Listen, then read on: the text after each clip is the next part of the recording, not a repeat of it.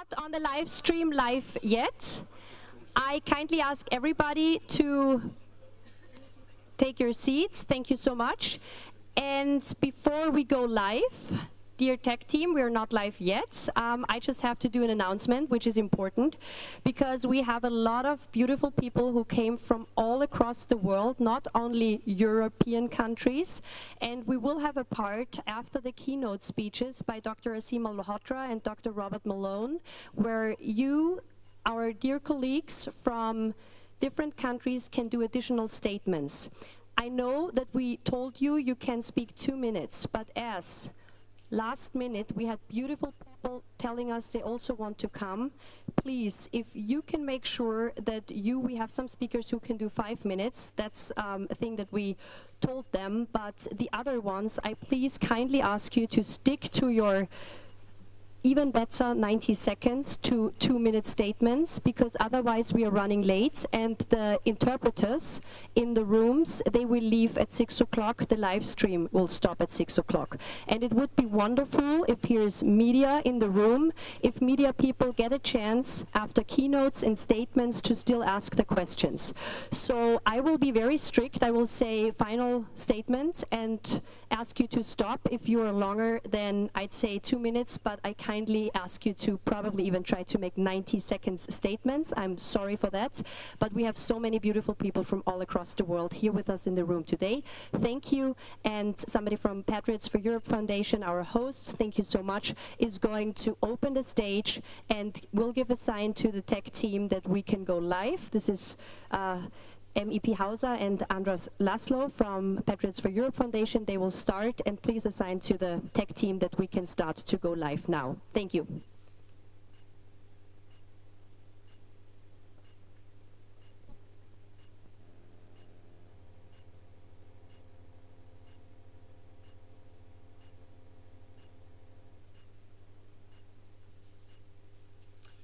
Welcome, everyone.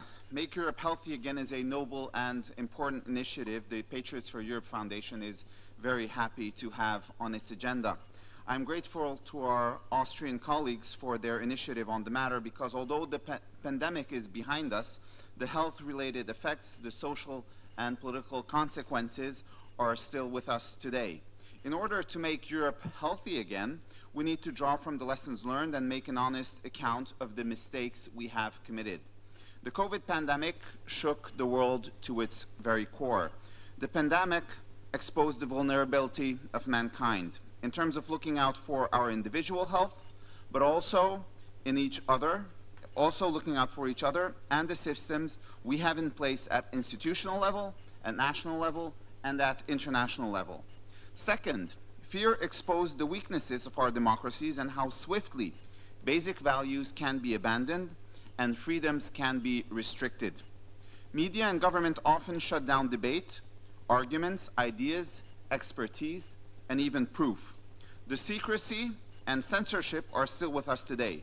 The President of the European Commission refused to release the EU vaccines procurement contract, and she has been condemned by both the EU Ombudsman and the European Court for withholding the text messages she exchanged with the CEO of Pfizer. Third, the shortage of medical equipment and manufacturing base to supply our own peoples exposed the dependencies created by a global economy that focuses solely on the cheapest price. Make America healthy again and make Europe healthy again are not independent ideas. It's not only the slogans that rhyme, but also the challenges we face across the Channel and across the Atlantic. For that reason, I'm glad that we can have here with us today experts from the US, UK, Austria, and we are grateful for Mr. Malone for making this long journey for America. Thank you for coming. We are grateful to Dr. Huber Mog from Austria, for Dr. Malhotra from the UK for joining us and making this event possible. And last but not least, I want to thank my Patriot colleague, Member of European Parliament, Mr. Gerhard Hauser, for taking the initiative on this subject. The Patriots for Europe Foundation appeared on the European political scene merely a year ago, in fact, less than a year ago, and as president of the foundation, I often underline at our events that on many subjects, we are the only ones in Europe brave enough to go and discuss topics other think tanks and politicians in Europe do not dare. I think this is also one of those. I wish you all a great conference.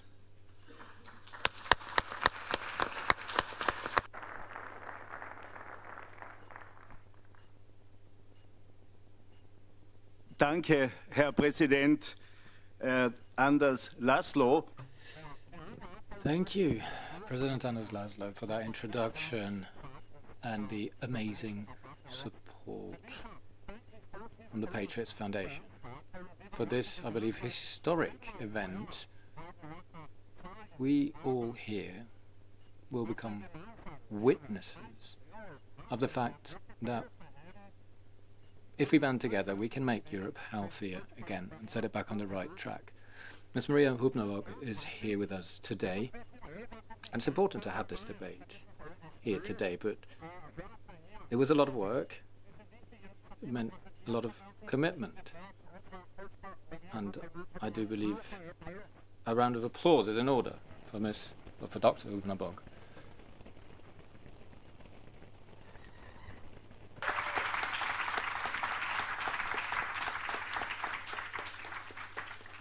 Wir haben, und das ist für das Europäer A very rare occasion, the European Parliament.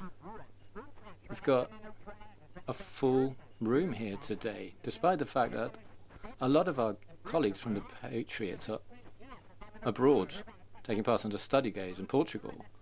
We would be even more, but this only goes to show that there's a huge interest for this kind of event. For us here at the top table, it's great to see so many renowned international experts and scholars in the audience. It's impossible to name them all, but I think it only goes to show the importance of this kind of event. It's really important to have international experts here who will set Europe back on track together with us here today. But up at the top table, we've got some special experts. Dr. Asim Malhotra, British cardiologist. Dr. Hubnerberg will be giving us more of an introduction.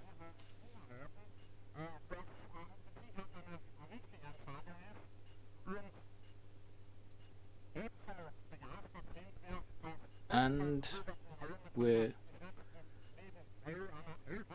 absolutely ecstatic about the fact that Dr. Robert Malone and his wife, also an excellent scientist, have made it here to us. Doctors Malhotra and Dr. Malone, a round of applause. Thank you so much for being here with us today.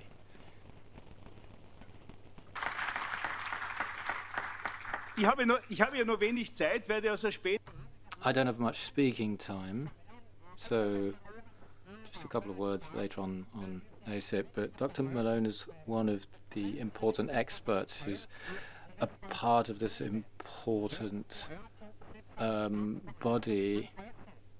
The 17 experts of ASIP were dismissed, talking about high-level experts who aren't subservient to the pharma industry, and they were replaced.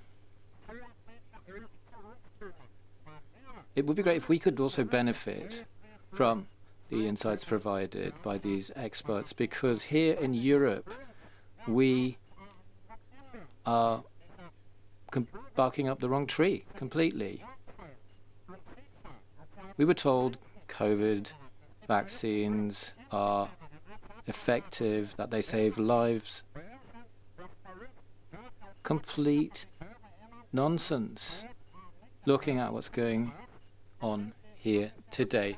I hope you can see the slides with the chart, the EMA's stats from October 2025. All 27 EU states have reported the damage caused by vaccination.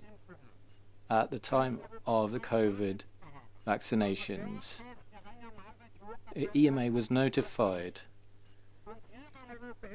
And the notification rate was a mere 6%. And the European Parliament, the Commissioner, the President, are aware of this. I kept pointing this out in the Sant Committee here in Parliament. 29,566 deaths, roughly, were reported with a notification or reporting rate of 6%. This is a very low rate of what's being reported. We keep flagging this, and when we do, we're accused of spreading conspiracy theories and fake news, despite the fact that I quite simply point to the official figures. These aren't my figures, these are your figures, I tell them. And then on ACIP, Dr. Rod Malone is a member. They've summarized 4 of the main aspects why the CDC is using the ACIP recommendation for the COVID-19 vaccinations to roll back these recommendations. Vaccinations are no longer being recommended because they're not safe. And that's a huge issue. I've used the insights from ACIP and their 4 main arguments to make my case in the European Parliament. I've submitted an official question. I asked the Commission on where do we stand. These recommendations are being rolled back because people have died, people got badly injured. Are you just going to sit back and ignore that? What's your assessment of these insights? We're talking about experts here. Those are the questions I asked them. And Dr. Malone, I'll be letting you know what the response from the Commission, from the Health Commissioner, will be. Very interesting, and it's very important to be talking about this. Why is it so important? Because, as you can see on the next slide, you've got vaccination recommendations in Austria, for example. I'll just give you one example, but the policy across Europe runs completely counter to expert advice in the US. The US are pioneers in healthcare. Doctor, you are pioneers, and yet, and I quote the recommendations, children up to 6 months of age, from 6 months up to 5 years,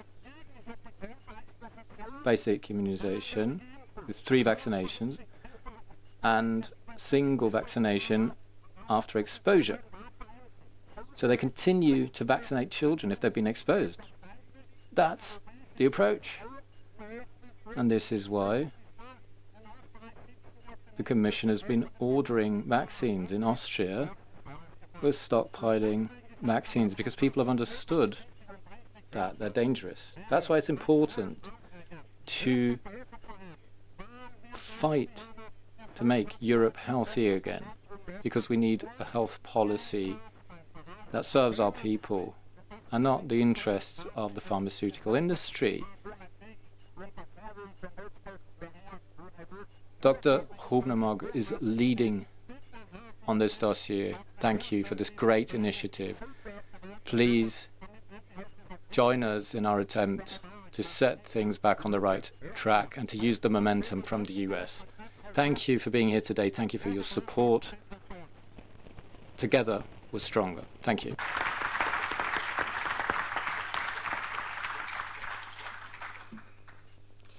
Good afternoon, guten Tag. My name is Dr. Maria Hubner-Mogg from Austria. Thank you to our hosts, to everybody in the room, especially our fellow colleagues who came from all across the world to celebrate the launch of MIHA, Make Europe Healthy Again, together with us all.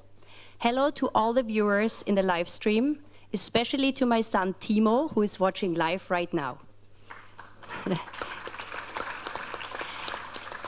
I dedicate this moment in time to all children, to all parents, and to all the people who care about the future of us all, and especially our children. My background: I'm a trained family physician with focus on preventative medicine and especially clean food. I'm also a mental health coach and an advocate for informed consent and health freedom. The doctor-patient relationship is sacred to me, and I'm not a big fan of one-size-fits-all approaches like the WHO likes so much. Yes, I'm the founder and, let's say, the voice of MIHA right now, but unlike Dr. Fauci, I am not the science. I, however, have brought a bunch of amazing world's leading experts and scientists to the EU Parliament today. Thank you all for coming. MIHA is an independent organization that offers solutions to pressing public health questions. We see ourselves as lighthouses under stormy conditions and in demanding times. The unelected global entities, such as, for example, the WEF folks, told us straight into our faces that they infiltrated our parliaments. It is time to let the people out there know that independent, transparency-seeking, authentic experts are obviously also now coming to parliaments, and we will stop them. We find more and more allies within all nations and all parliaments worldwide who woke up to the fact that something is terribly going wrong, especially when it comes to health policies, and that agree that also something is going terribly wrong with the so-called peace project, EU. People can only vote for EU parliamentarians, but not for the EU Commission. Fun fact, it is the unelected Commission who is making the policies, and if people think, well, what does this have to do with me? Well, the people should know and be aware that 80% of their country's policies stem from within the EU. The European Medicine Agency, in short EMA, is closely linked to the Commission, and it is not an independent drug authority. It is a hybrid and not an independent, transparent medical administration. With over 85% of its revenue derived from industry fees, the agency is financially dependent on the very companies whose products it is supposed to regulate. This structural proximity between regulator and regulated is non-accidental. It is by design. Institutionalized under the supervision of the European Commission and heavily shaped by the EFPIA, the European Federation of Pharmaceutical Industries and Associations. Both entities influence legislative framework, fee models, and advisory procedures that define how medicine reach the European market. Legally, the EMA is an EU agency. Politically, it functions as a hybrid entity, part public regulator, part private service provider. This dual role compromises genuine oversight and undermines democratic accountability in European health governance. The implications are significant. Scientific advice services paid for by the pharmaceutical companies allow early alignment of study designs and endpoints long before a marketing authorization is filed. The fee-based system creates a commercial incentive to prioritize speed over scrutiny. Personal mobility, by saying that meaning employee transfers between the EMA, the European Commission, and the pharmaceutical industry erodes public trust. Fast-track and conditional authorizations are politically exploited using urgency as a pretext for incomplete data acceptance. This is a clear conflict of interest. Then we have fee dependency. Roughly 90% of the EMA's income originates from the same corporations it regulates. And I also have a table here with me that shows in 2020, 357 million euro, that was a fee income consisting of 86% and only 14% coming from EU budget. In 2025, The numbers are 510 million euros, that is 90% fee income and only 10% EU budget. So I would say here, do not let the fox guard the henhouse. In German, lass deinen Hund nicht auf die Wurst aufpassen.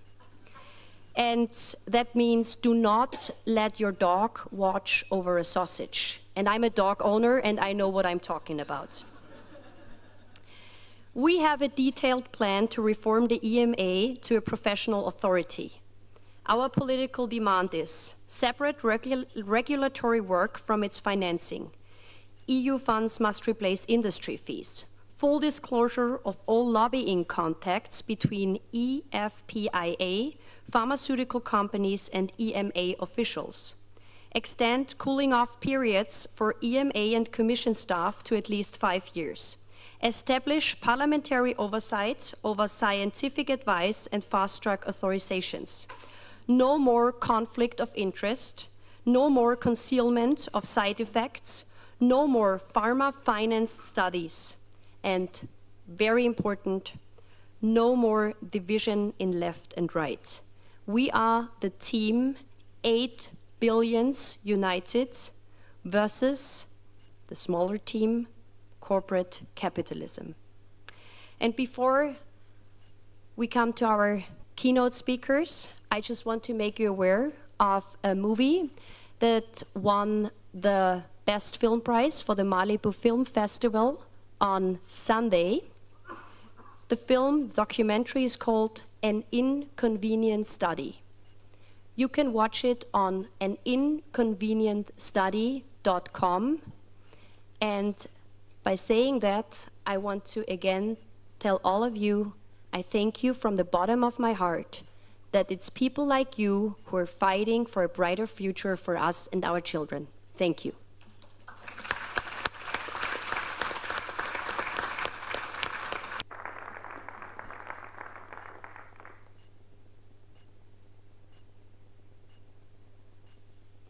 Our first keynote speaker is my dear friend, Dr. Asim Malhotra.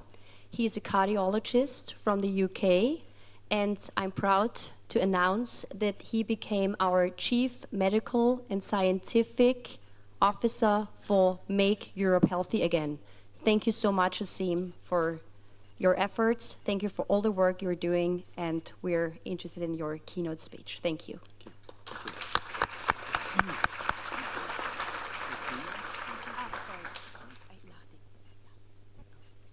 Thank you, Maria. Thank you, Gerard. It's great to be here. Great. The slides look like they're working. Let's see.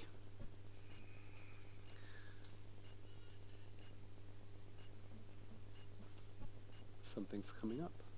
Wonderful. Okay, so for the next 50 or 55 minutes or so, I will promise not to run over, Maria.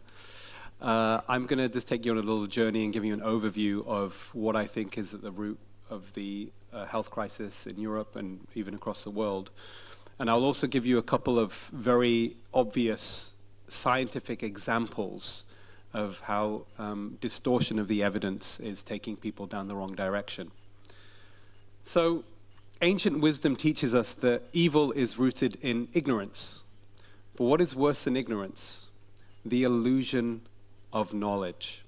And I have certainly, over my career, 24 years as a qualified doctor, probably 15 years as an activist, I think the last 5 years in particular, I have learned more than ever that the greatest barriers to the truth are psychological. They are not intellectual. And there are 3 key psychological barriers that I'm going to highlight for you now, which I want people to really reflect on, and certainly by the end of the talk, I think we'll have even more resonance with you. The first one is fear.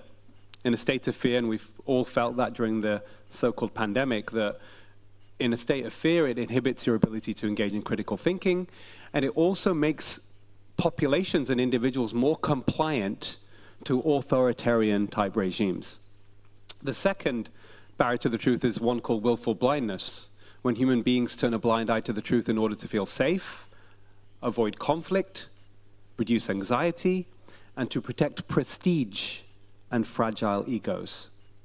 And the third, which really in many ways sums up, I think, the first two, is something that the great professor of psychology, who we are fortunate to have with us here today, Matthias Desmet, describes as mass hypnosis or mass formation.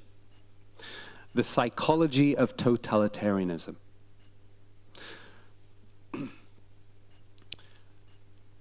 Next slide, hopefully it will work. Okay, so what are we talking about here, right? For me, this is the 1948 definition of health from the World Health Organization, which I think for me is actually the most complete definition that will guide us on the path to achieving health, right? A state of complete mental and physical, social and well-being, not merely the absence of disease or infirmity.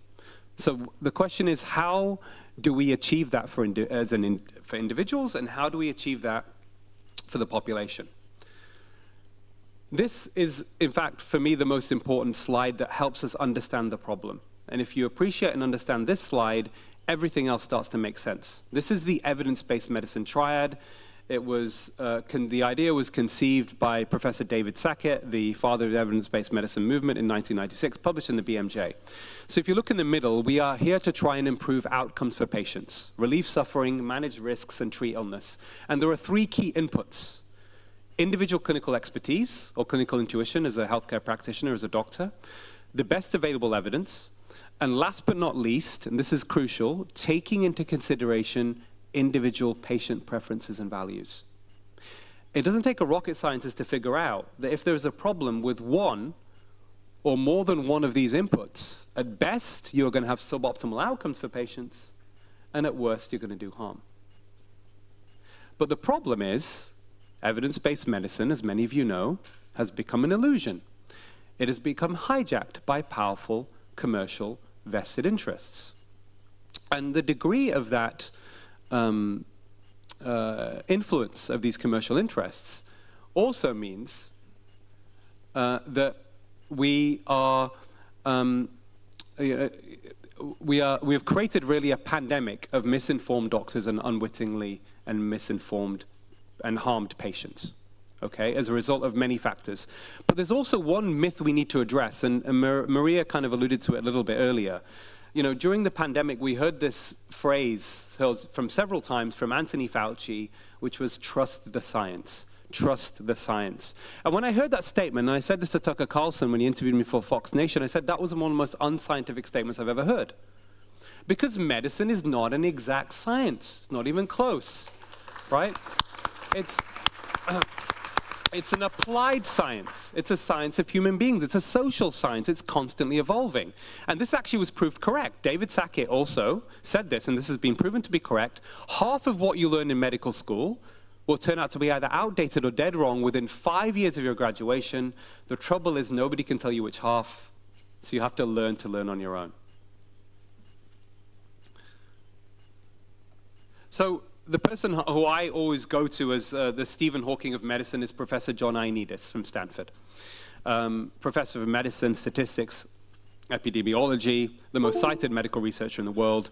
And if there's one paper that helps you understand this big issue, and it's very easy to read and it's open access, it's this one. 2017, he published this paper called How to Survive the Medical Misinformation Mess.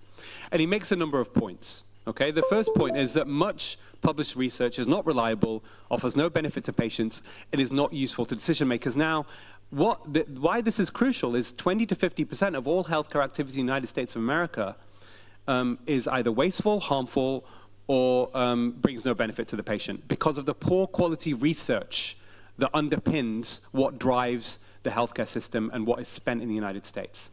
But why does the system perpetuate? Why does it continue? Because most healthcare professionals are not aware of this problem. Do not expect your doctor to know this. Because if they did know it, this system would have changed for the better a long time ago. I will also get to why they don't know it as well. I'm going to cover that. And then, of course, doctors, we are not trained well to basically evaluate the reliability of clinical evidence. And then last but not least, the information that doctors convey to patients is not accurate and relevant to the patient in many cases. And there is therefore then a lack of true informed consent. And I will give you an example of how in my view, we could progress in informing patients better so they make better decisions for themselves in keeping with the evidence-based medicine triad, and of course, ultimately improve their outcomes. What else did he also say? People find this quite shocking. This is the most cited paper in history, in medical research, which he published in PLOS ONE in 2006, which is why most published research findings are false. And he said, the greater the financial and other interests or prejudices in a given field, the less likely the research findings are to be true. Think about that for a second. He's basically saying the more lucrative the drug, the less likely the published findings on that drug's benefits and harms are likely to be true. I'm sure there's a couple of examples you can already think of. In fact, I'm going to pick two of the biggest, most lucrative pharmacological products in the history of medicine, and then you can decide for yourself just how beneficial these particular drugs are.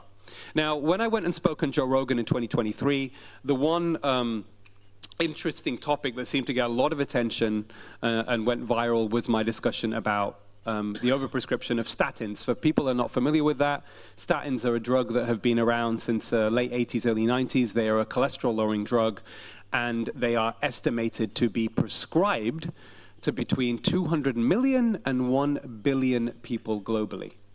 So it's very likely either people here are on statins or they certainly know somebody who's taking a statin. So we'll try and break that down, that data. But before we get there, of course, the reason why statins have been such a successful drug, and there are another new cholesterol-lowering drugs on the market, which are being pushed harder than ever by Big Pharma, by the way, right now. So this is the next big area of controversy, to put it politely, is around the cholesterol hypothesis, okay? So most people probably here who aren't necessarily fully informed with the new science are under the impression that high cholesterol is a major risk factor for heart disease, in particular high bad cholesterol. And myself and a number of international scientists in 2016 published a paper in BMJ Open independently of drug industry interest to look at this question about, first and foremost, is high LDL, so-called bad cholesterol, associated with heart disease in people aged over 60? And what did we find? There was no association. The second part of the question, which was more interesting, was we found an inverse association with all-cause mortality. In other words, the higher your cholesterol, and LDL cholesterol, was over 60, statistically, the longer you live.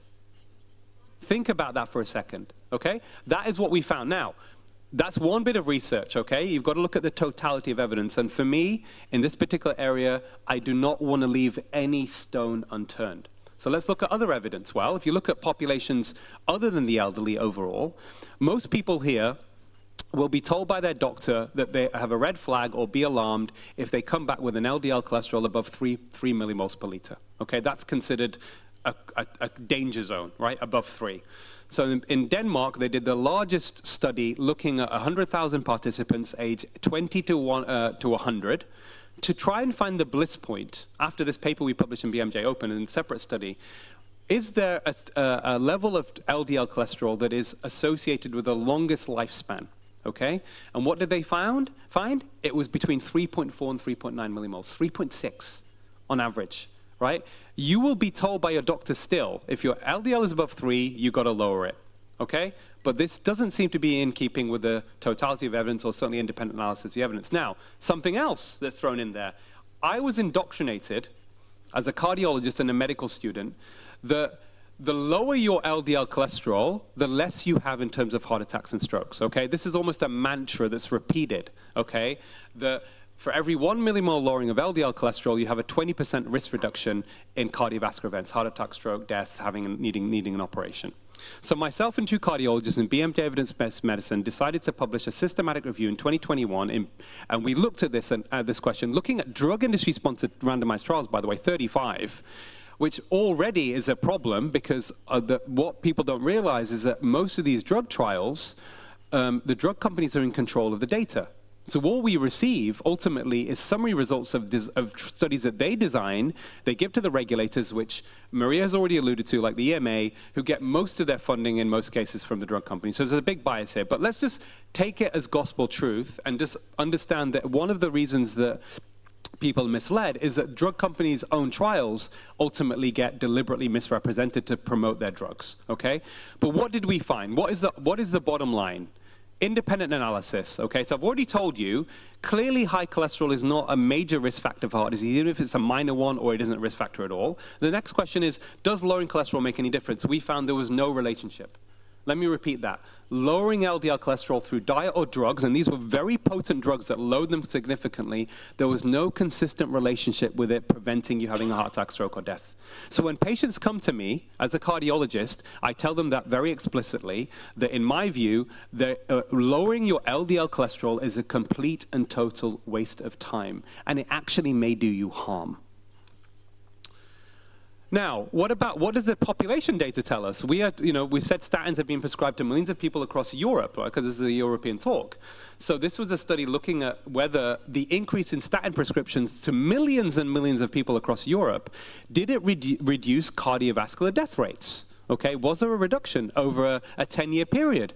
And the answer, published in BMJ Open, was no. So this is one of the most lucrative, most effective, by the way, I'm going to break down the data for you in a second, most effective drugs we have used in medicine in the last 3 to 4 decades. And on a population level, it has not been shown to reduce cardiovascular death rates. So the question is why? And there's one actual very simple explanation for this. Does this mean there's complete fraud in all the drug trials? No, not necessarily. It means the data has not been broken down in a way that is useful to policymakers and to patients. So another way of looking at the data, okay, from drug industry-sponsored trials, is if you take a statin, and the benefits of statins are higher if you have had a heart attack or stroke, okay, where the benefit for an individual is about 1 in 39, over a 5-year period in preventing a heart attack, and 1 in 83 for mortality, okay? But if you look at that data in a different way, and look at it as a group, and you break down the randomized controlled trials done by the drug industry, how much longer would you expect to live? This is a question sometimes patients ask. You're a 55-year-old guy, you've been unlucky enough to have a heart attack, you've survived your heart attack, you've been put on these pills, these so-called life-saving pills.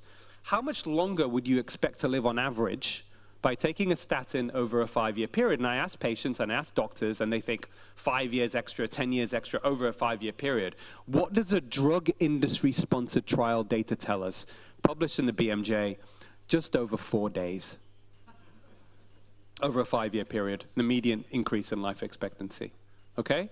Information that is not readily available to patients to help them make decisions. Of course, when I told Joe Rogan this, he replied, he said, well, Asim, that could be a really great 4 days.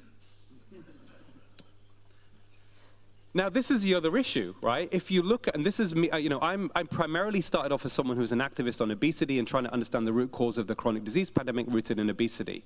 And this is another problem, the illusion of protection. Many patients are on statins, and it makes them think, because they've lowered their cholesterol, they can eat what they like. And actually, my hypothesis is the whole theory around LDL cholesterol, which started off really in the 80s and 90s, or even before then, gathered pace with all these cholesterol-lowering drugs, is at the root as a major driver of the whole chronic disease pandemic. So much has revolved around that. The food industry, the low-fat foods, right, proven to lower cholesterol, increase in refined carbohydrates, increase in sugar, based upon this flawed thinking, this flawed hypothesis. And that's why we are where we are. Now, moving on, just to give you another, something that is also relevant to this, which I hadn't fully appreciated as an activist in the public health space until the pandemic happened, is that the real issue that we're dealing with here is what we call metabolic health, okay? There are 4 or 5, there are 5 parameters that are important for people to have optimal metabolic health. And why that's important is metabolic health is really at the root, or poor metabolic health is at the root of many chronic diseases, heart disease, cancer, dementia, and many other diseases. If we sort metabolic health out at the root and we get people's metabolic health optimized, that's about blood pressure, about glucose, it's about your waist circumference, it's about 2 components of the cholesterol profile, and you have that optimized, then we will be in a much better state. And in America, and we're not very far behind in Europe in different countries, only 7% right now of American adults, 7% have optimal metabolic health. Okay, so this is 93% really are not in optimizing health. The good news, however, is we can optimize this very, very easily just from pure lifestyle changes and even from dietary changes alone. And during the pandemic, what emerged is that people who had the worst metabolic health were also more vulnerable to dying from COVID. If you had obesity, you were 9 times more likely to die from COVID. If you had high blood pressure, that was the single biggest factor. You were 34 times, one study done in the United States looking at hospital admissions with people with COVID and deaths from COVID, you were 34 times more likely to suffer serious outcomes from COVID if you had high blood pressure on its own. So metabolic health is the major issue. If we're going to make Europe healthy again, the world, and from a scientific point of view, that's where the priority should be. Okay, moving on. So what is really the way that we can achieve that? I published a paper in BMJ, British Journal of Sports Medicine, with 2 very eminent cardiologists, so it wasn't just the Asim Malhotra show, okay, because of course it's about teamwork and getting other people involved. They were both editors of medical journals, and we co-authored this piece which had a lot of impact. It hit the news, and we basically addressed this issue of dietary saturated fat, which is thought to raise cholesterol. There is no relationship at all, looking at the totality of evidence with heart disease. Lowering it definitely is not a very good option for preventing heart disease. And we put together really this diagram to explain that if we want to prevent heart disease and even potentially reverse heart disease, we focus on a low-carb diet. I picked a low-carb Mediterranean diet because there are anti-inflammatory components of those foods that are likely to be beneficial. Moderate exercise, and we're going to come on to this because this is a big, big problem, is around also managing chronic stress. And if we do that, we are likely going to see probably a massive reduction in coronary artery disease across the world. But we're not doing it because the main focus from guideline bodies and from government bodies, medical organizations, is not to focus on effective dietary changes, but to take a statin, or to take a blood pressure pill, or to take something to manage your type 2 diabetes. Drugs, by the way, which do not benefit the overwhelming majority of people that are taking them. As I've said to you before, you know, if you look at statins, people at low risk of heart disease, there is at best a 1% chance it's going to prevent you having a heart attack or stroke over the next 5 years. That's if you don't get side effects. Because the drug trials were designed in a way to weed out people with side effects that weren't then ultimately reported in the final results. And of course, we can make those changes very, very quickly in terms of dietary change. This is just one example of a patient, of somebody who's, you know, follows me on social media, how just with it, and this is something I do on a regular basis. This is something that many doctors in this space do on a very regular basis. We see extraordinary impact of these on these patients who've been on pills for years. Just within the space of 6 weeks to 3 months, they're able to come off their medications, they're able to get their blood pressure normalized, they're able to send their type 2 diabetes into remission. So we have good enough evidence that needs to be implemented into practice. The problem is, of course, these simple, relatively simple lifestyle changes, okay, do not have a marketing machine behind them. They don't have a product to sell, right? This is the other myth that needs to be addressed here. You know, when you look at modern medicine over the last, 150 years or so, its contribution to increasing life expectancy has been relatively small. Probably in the last 150 years, we've added 40 years to our life expectancy. Okay, in 1850, average life expectancy in the Western world was 40 years old. It's now around 80. And when you ask public health students about it, they think 80% of that increase in life expectancy is because of modern medicine. So where are they getting this idea from? The actual truth is probably about 10%.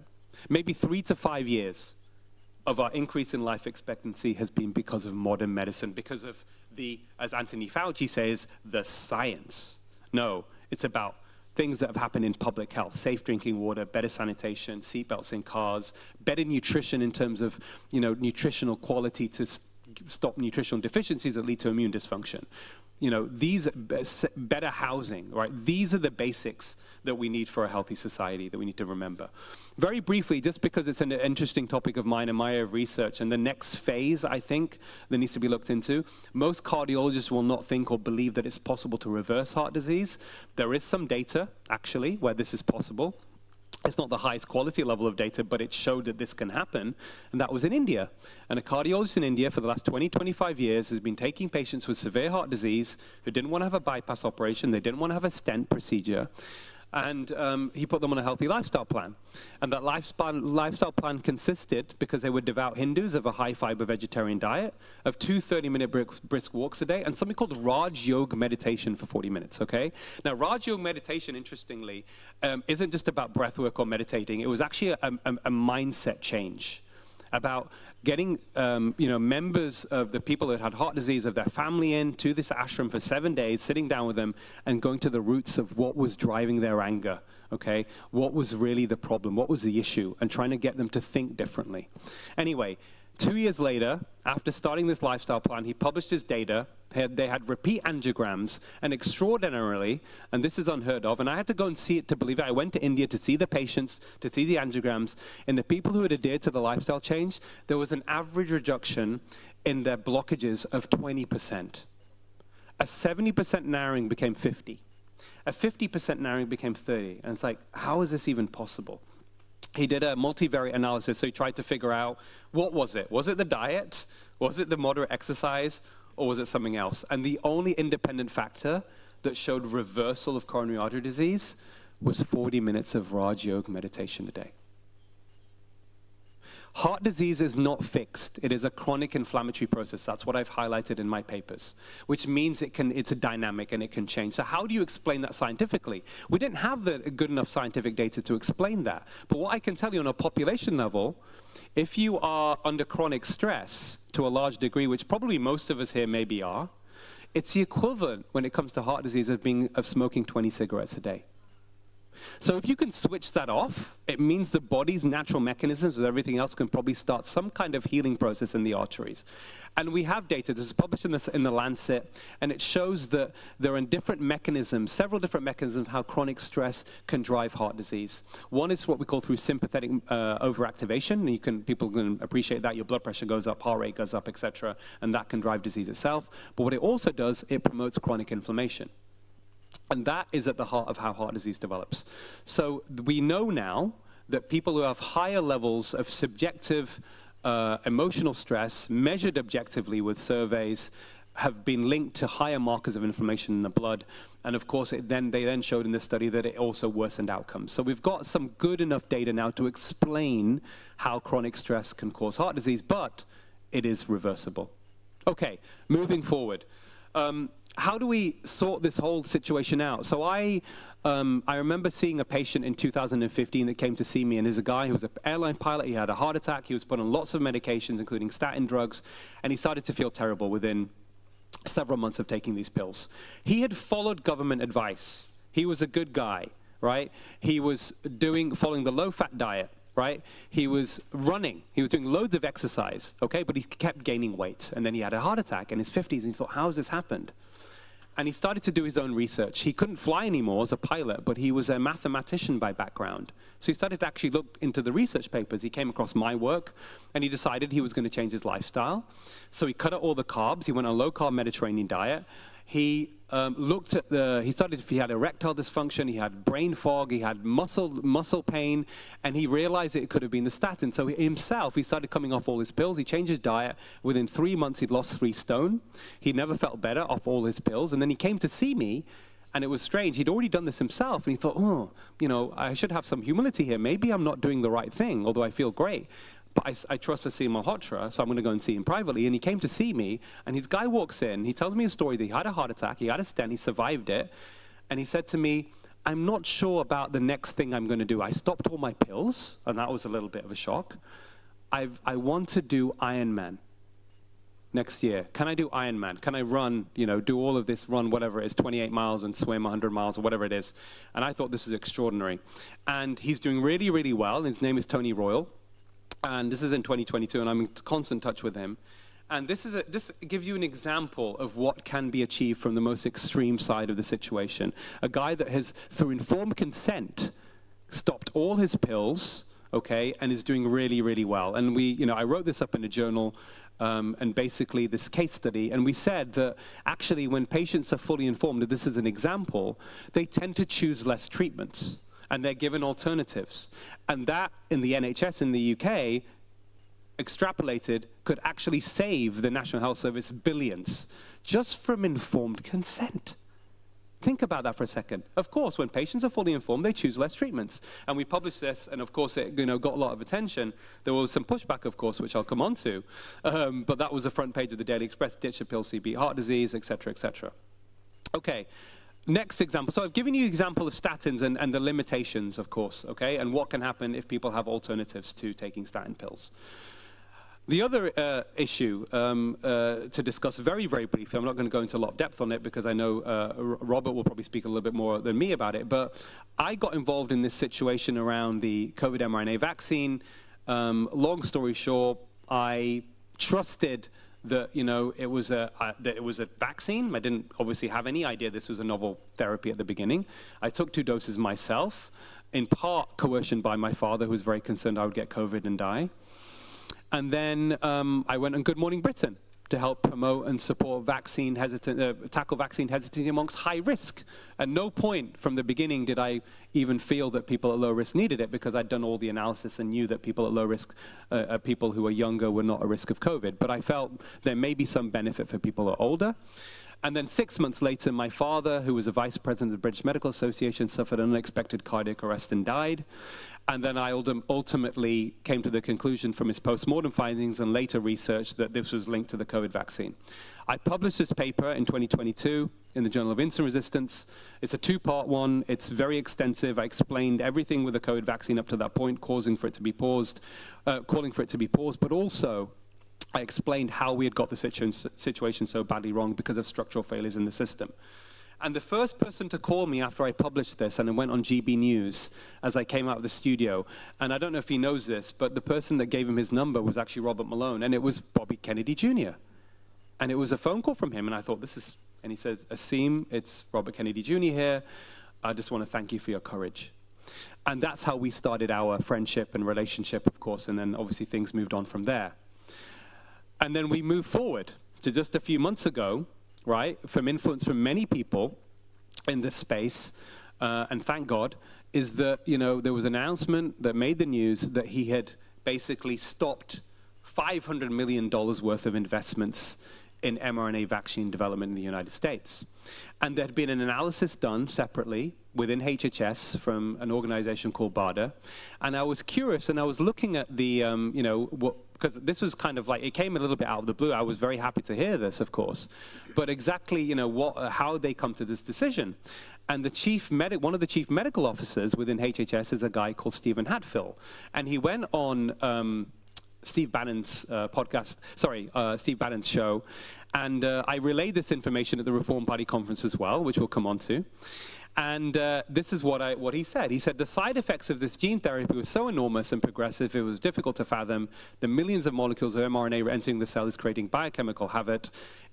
It's disrupting protein metabolism. It's interfering with tumor suppressor genes. It had to be stopped. In other words, there was a suggestion from this that it could be, let me be very careful with my words here, it could be causing cancer. And of course, this is something I've been hearing for a while from other scientists around the world, including Angus Dalgleish, who is probably Britain's most eminent oncologist. So that, of course, was a really big moment, and I think we must congratulate Robert Kennedy Jr. for really getting this passed, because I think it's a huge achievement. A lot of people in this space for the last few years have been very, very concerned with the ongoing use and promotion of this particular technology. But we fast forward, right? Only last week, the President of the United States, President Trump, okay, he had I've been following his health quite carefully, with interest in the last few years, and he is in remarkable shape, let's be honest, for his age. His cardiovascular health is excellent, okay? He doesn't have any evidence of cardiovascular disease. And they published this, the White House, and from the physician to the president, published this statement where basically they talked about him being excellent health. But also they mentioned that President Trump also received preventative health screenings and immunization, including annual influenza and updated COVID-19 booster vaccinations. So what's happening there? How does one explain that? Okay, now, my view is this. First and foremost was the president fully informed? And if you look at the data on the COVID vaccines and boosters, in people who are highest risk, and this came out of the UK HSA data in 2024, if you're at highest risk, and these are people over 90, so higher risk than President Trump, okay, the benefit of taking the COVID vaccine over a 6-month period and preventing you being hospitalized with severe COVID is 1 in 7,000. You have to vaccinate 7,000 people. When you start getting to younger age groups, you're going to tens of thousands, hundreds of thousands, to millions of people needing to be vaccinated, okay, to prevent a hospitalization for severe COVID, versus a serious harm rate of at least 1 in 800. The original trial data reanalyzed Pfizer and Moderna by Joseph Freyman and colleagues, published in the journal Vaccine, revealed at the very beginning you were 2 to 4 times more likely to suffer a serious adverse event than to be hospitalized with COVID, which in my view is an indication and evidence to suggest this should never have been injected in a single human being in the first place. Now, President Trump is also taking statins. He's on 2 cholesterol-lowering drugs, including statins. This man does not have any cardiovascular disease. So I looked up the evidence on this because I know it inside out. If you're over 75 and you have no cardiovascular disease, the benefit of statin is, are you ready? 1 in 446. You have to give the statin to 446 people to prevent 1 cardiovascular event. In other words, no significant benefit. And what does it also come with? Side effects. Okay, the most common ones: fatigue, muscle pain. It can cause brain fog. Now, I know that President Trump is a remarkable man for his age, but there have been reports, okay, probably exaggerated by some sort of devious press for sure, but I know people who are close to him that have been reports, and of course he's doing a tremendous job and maybe only sleeping 4 hours a night, and that may be part of it too. But it could also be that he's slowing down a little bit because of his statin. And therefore I went public with this and said, one of the things that needs to happen, I think, is that President Trump could go on a trial off his statins, off his aspirin, he doesn't need that either, and probably within a few weeks is going to feel great. So what's really happening here? I explained this, and I think Matthias Desmet does it very eloquently as well, is that the system itself is almost bigger than any individual in terms of its indoctrination. And the system we're dealing with really is one of crony capitalism. It is not a free market, it is a freedom to deceive market. Okay? The free market principles of Adam Smith dictates or tells us that markets function best on perfect information. But what do we have? We have a freedom to deceive, a freedom to manipulate, a freedom to exploit, and a freedom to dominate market. So ultimately, you know, I think President Trump, I think he genuinely took the booster. I don't think that this is a front. I think he believes in what is happening. He himself, unfortunately, is also a victim of medical misinformation. So how do we actually sort this out at a population level? We have to break down, I said to you before, that modern medicine has a role to play. It's very effective in acute illnesses and acute treatment, but it is not really the be-all and end-all in how we make populations healthier, okay? So what is really the root? What is the basis of good health?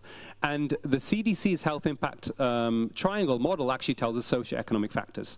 But what does that actually mean? And of course, after that, it's the environment, okay? So this is really a combination of biological, social, and environmental and psychological factors. Our biological state as individuals is a direct result to social and environmental factors, and probably starting with chronic stress at the heart of it all, right? That's what really makes our health. Basics, right? Healthy food, growing up in safe environments, having security, financial security, all of these things, what are the building blocks of a healthy society? That's what we have to come back to and understand that is also the solution to moving forward. And of course, you know, Michael Marmer is the guru behind this research. Professor Michael Marmer on the so-called, what we call the social determinants of health. So these are the conditions in which we are born, live, grow, work, and age, and the drivers of those conditions. And he actually also says that a poor quality or stressful job can be more damaging to health than being unemployed. Right? So it's not just when politicians come out and say we're going to create more jobs, the first question should be asked is, what kind of job are we talking about here? Is it a job that is giving you a fair pay that allows you to even have the basic needs met so you can have a healthy life? This is the discussions that we need to be having now moving forward. And then what is going on at the root? What is a hindrance? What is a driver that is a barrier to us getting there, okay? The commercial determinants of health is defined in public health as strategies and approaches adopted by the private sector to promote products and choices that are damaging or detrimental to health. Think about that for a second. So deliberately getting us, these are engineered addictions designed to manipulate the masses for commercial gain. And this even includes the food environment, right? Adulteration of foods to get us addicted, right? And then what they do is, when people get addicted to sugar, for example, ultra-processed food, and they're putting on weight, there's a propaganda machine that takes place. It's not about the diet, it's because you're lazy. It's because you're not exercising enough. Where did that narrative come from? It came from Coca-Cola, it came from McDonald's. Right? That's part of the propaganda machine, to deflect from the true culprits who are driving this problem. And how do big corporations exert their power to control and influence the way we think and control the narrative? They do it through several mechanisms, okay? They can influence the political environment. We've seen that throughout the pandemic, of course, okay? Policies, of course, that were absolutely unethical and draconian when it came to, for example, mandates for the COVID vaccine. They can preference shaping. You know, they have an influence over the media.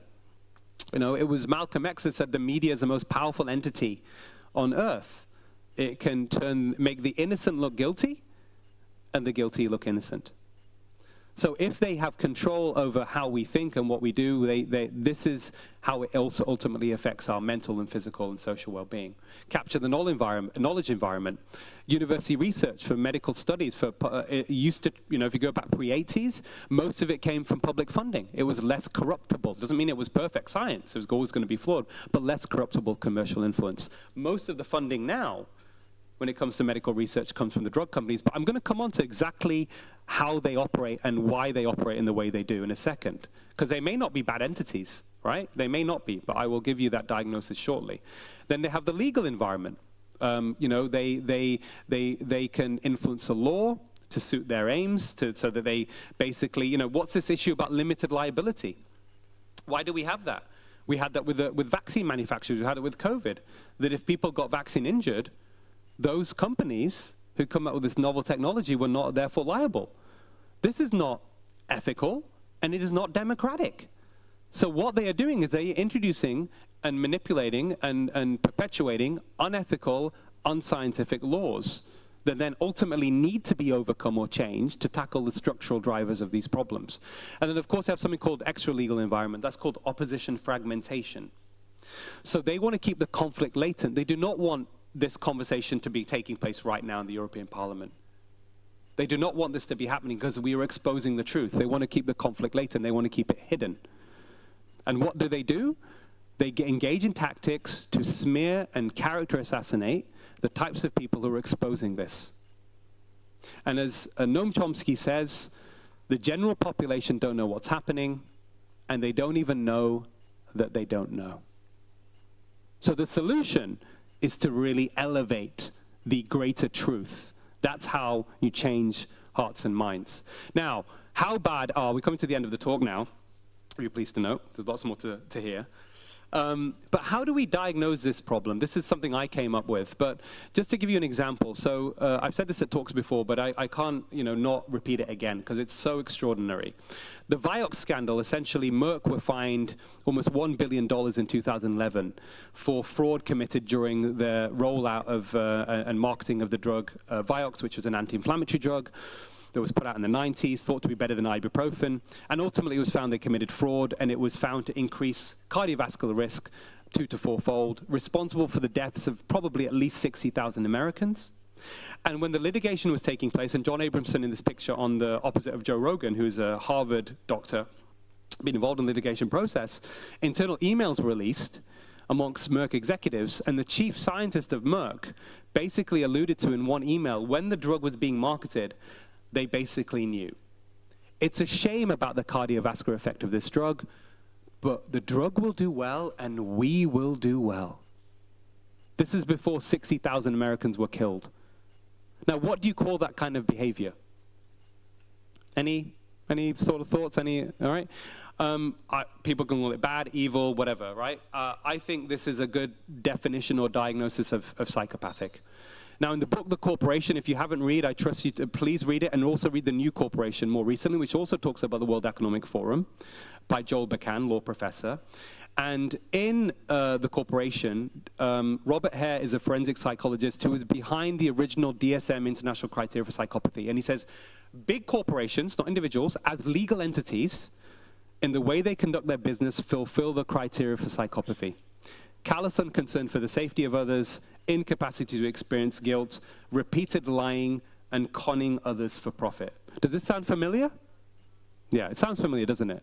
So I've come up with this new term as a derivation of the commercial terms of health, which was actually referenced by Richard Horton in The Lancet, who came to one of my lectures, called the psychopathic drivers of health, ill health. This, for me, is really at the heart and the root of the problem. And, what happened with Vioxx and Merck is that what was interesting is when the FDA wrote to Merck and told them to put a black box warning when they knew there was a cardiovascular risk, what did Merck do? They doubled down on their marketing and delayed the black box warning happening. And they gave large sums of money to the New England Journal of Medicine, to basically just, promote this product even further. So this is what they do. And for me, I diagnosed it as psychopathic. By the summer of 2021, it was becoming clear through most people across the world, and certainly in Europe, that the Pfizer vaccine, so-called vaccine, was not giving any sustainable protection from infection. I think that's fair to say. And then we also knew there were serious harms emerging. But what did Pfizer do at that time? They started lobbying for mandates. Think about that for a second. You've got your product out. It now starts becoming apparent that it's not having a significant effect that people would have hoped for, and it's causing deaths and serious harm. This is when we push for mandates. Please, ladies and gentlemen, if that isn't psychopathic, I don't know what is. I really don't know what is. So, how do we, this is a mountain we need to move, okay? We've got this corporate capture of medicine and public health, the capture of medical knowledge, and this is something called the triangle that moves a mountain. How do we move this so-called immovable object? Okay, this is a concept that came from Thailand. There are three components: create the relevant knowledge, the greater truth, the totality of evidence, and then we have to disseminate it. And the dissemination can happen through the social movement, and that can happen through legacy media, but more challenging, of course, because legacy media has been captured to a large degree by corporations.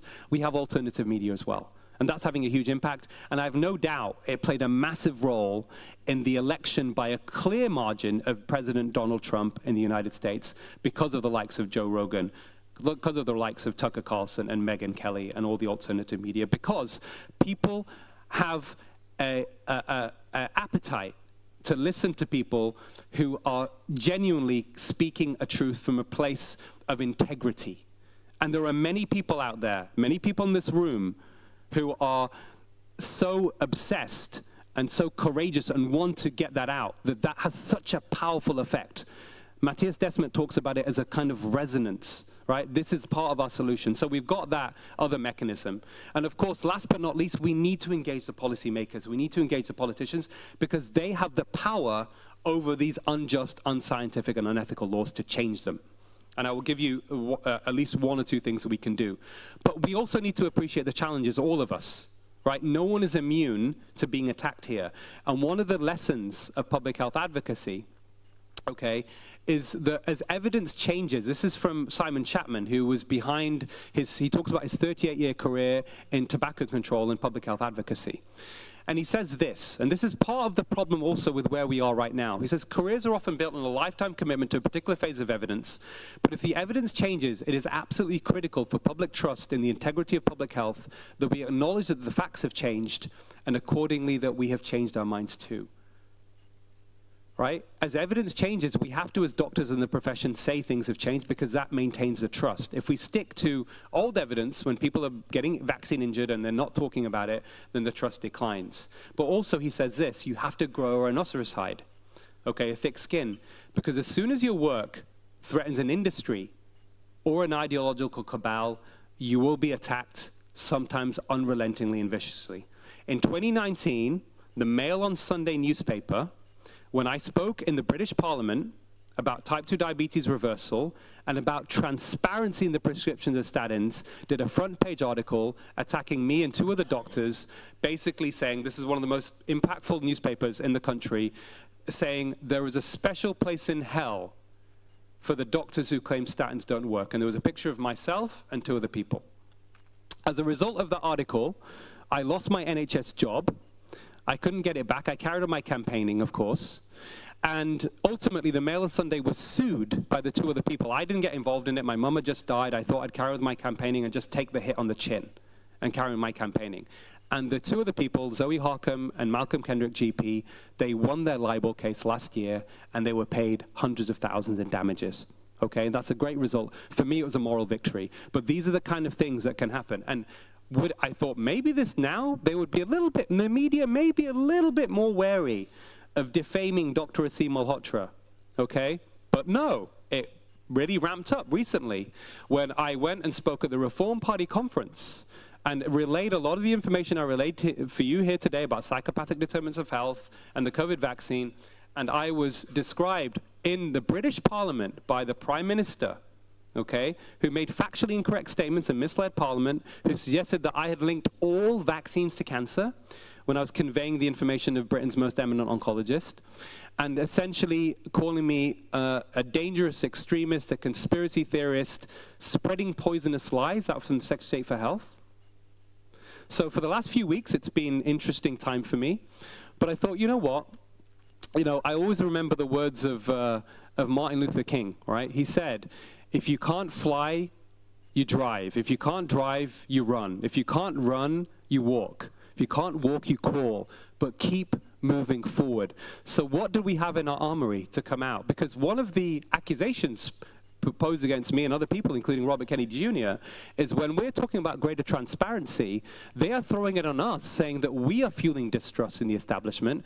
We are the reason why measles and whooping cough is going up and why the other traditional vaccines are going down.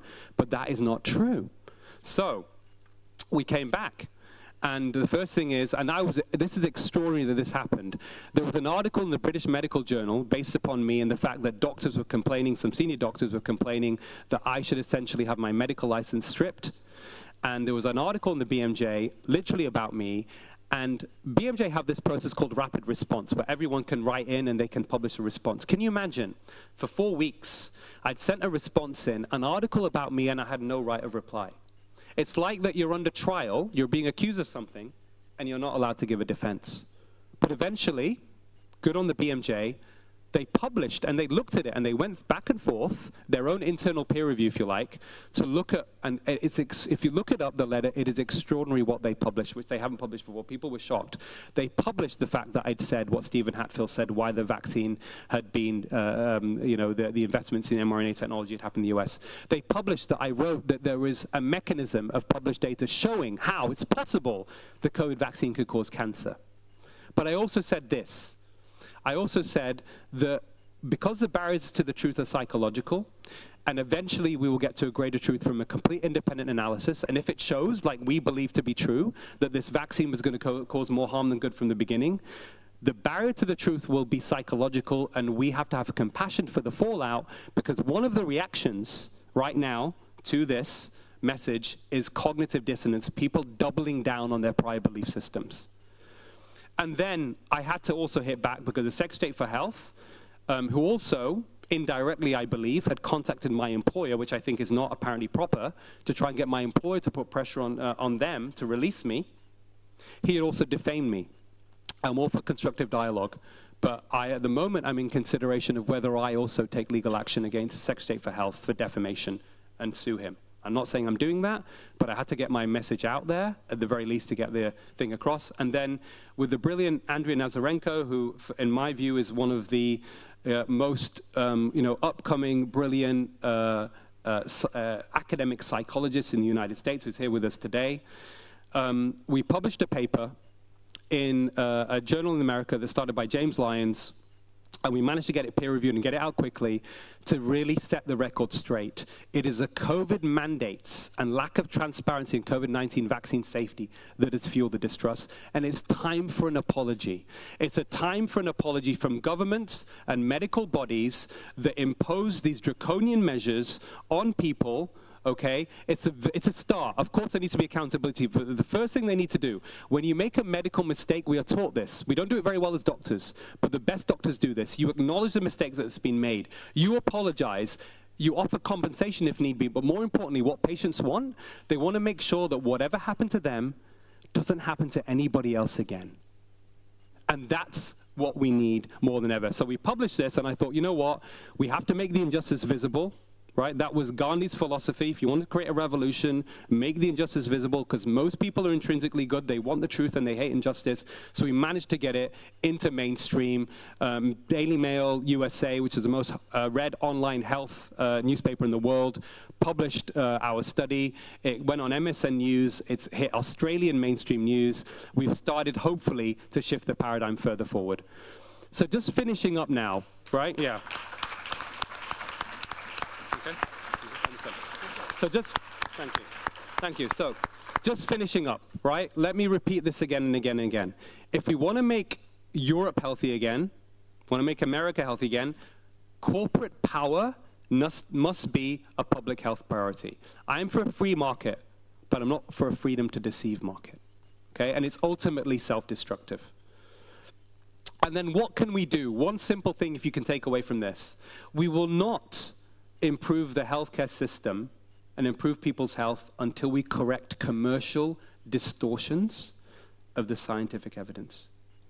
There's a wealth of data going back decades of most of the top 10 drug companies committing fraud and ultimately harming millions, if not killing millions of people over the years, okay? And they've been fined billions and billions of dollars, but nothing changed in the system. Nobody went to jail. Nothing changed in the system to stop them committing those crimes again. For them, it's the cost of business. So one of the things, that, if there's just one thing to take away from this, is that from now on, a policy should be implemented that drug companies can develop drugs, but they should no longer be allowed to test them themselves, right? They hold on, they design the studies, they hold on to the data, they give the summary results to the regulator, they pay the regulator, and then we are getting biased information on their safety and benefits. No more. Not acceptable. That has to stop. And of course, we have to think about what does it also mean to be human? How do we get back to a state of understanding what does true health mean? And of course, these are primarily starts off with psychological, right? This is not being, part of this corporatized system is it's made us all much more materialistic. We place more value on material goods, on objects than we do on human beings. We place more value on image, status, and power than we do on lifelong learning, on our interconnections with each other.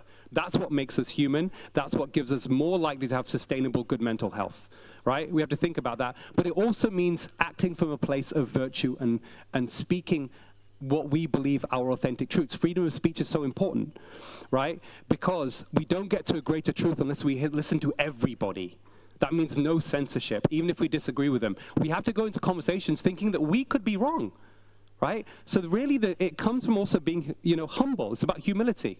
So courage is the most important virtue of all these virtues. So I'll just finish with this quote, which I read recently, which I've not used before, but I think it just helps epitomize where we need to get back to, okay? And this, I think, is from Confucius. Where there is righteousness of the heart, there is beauty in the character. Where there is beauty in the character, there is harmony in the home. Where there is harmony in the home, there is order in the nation. And where there is order in the nation, there is peace in the world. And as Mandela said, peace is not the absence of conflict. It is creating conditions where everybody can flourish. Thank you very much.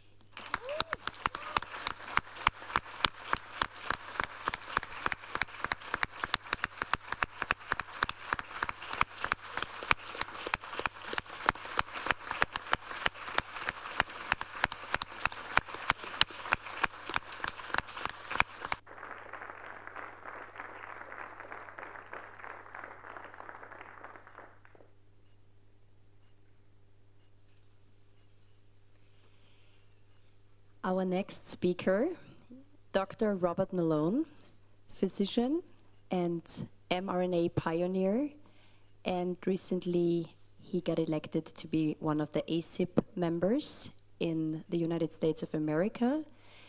Dr. Robert Malone, thank you so much for the hard work you're doing. Thank you so much to Dr. Jill Malone. Thank you so much. I know you work non-stop. Thank you, thank you. I wonder, with all the travels you are doing, if you know in which time zone you are in, because we really know you go crisscross. And thank you again for being part of this MIHA launch. It means a lot to us. Thank you. Dear Robert. Thanks, Maria. Thanks for the opportunity to be here. I hesitate to even follow that powerful presentation. Mine is perhaps less philosophical and more pragmatic. I was asked by the organizers to help bring to you information and perspective about what we're experiencing in the United States within the Make America Healthy Again movement. So the title, The Maha and Miha Movements, A View from Across the Atlantic. For members of the press or others unfamiliar with my qualifications, I'm a U.S. licensed physician and a well-qualified medical scientist trained at the University of California, the Salk Institute, and both Northwestern and Harvard medical schools. I've experience and expertise in vaccine development, immunology, biochemistry, molecular biology, clinical research, and regulatory affairs.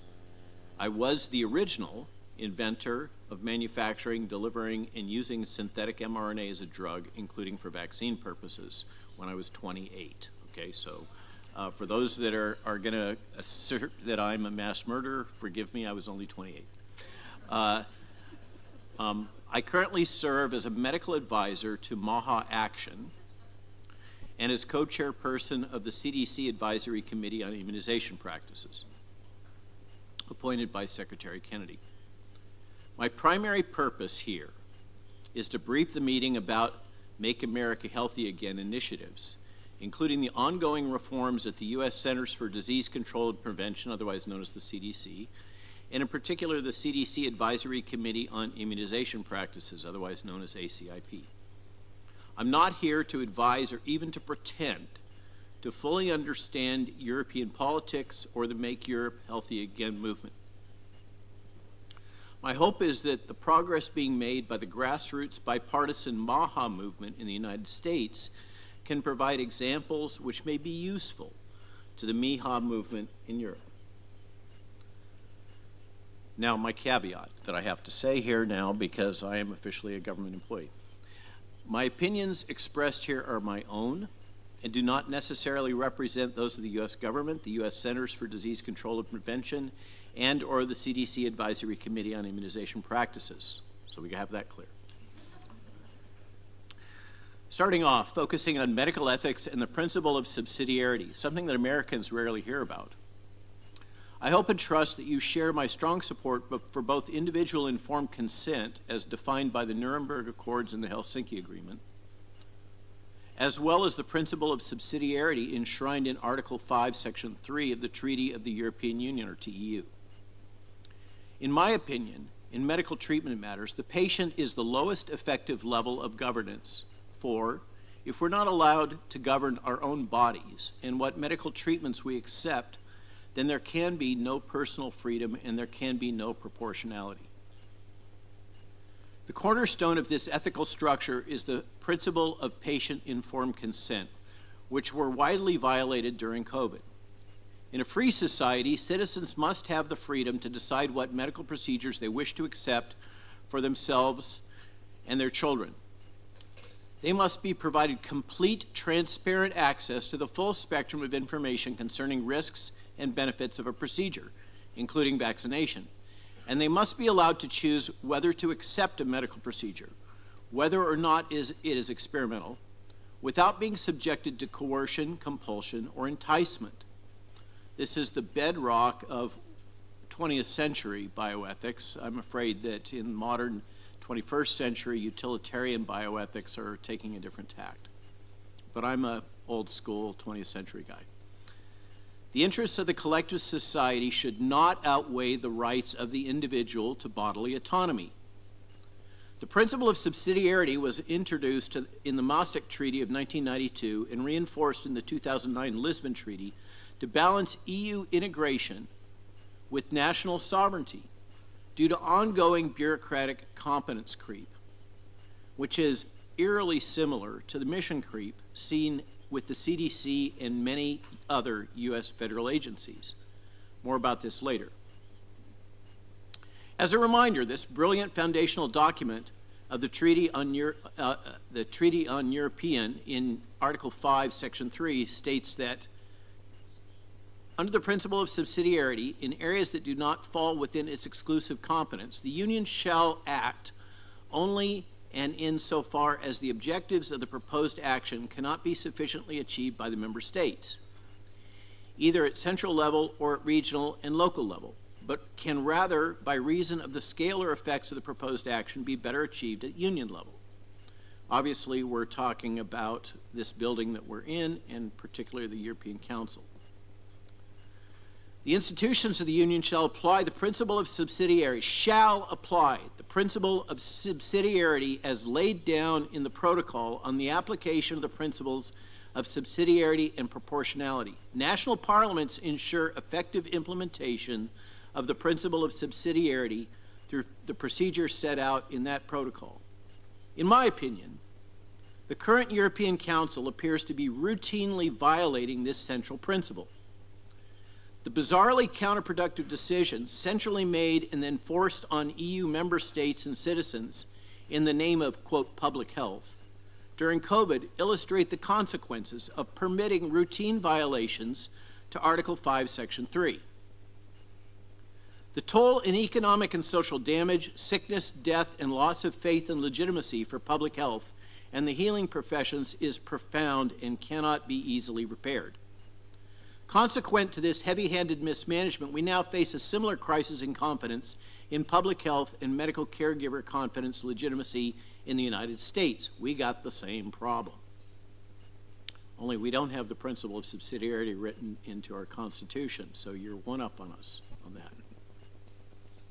The big difference in the political climate and affairs between the U.S. and the European Union is the outcome of the recent leadership elections, as you all well know.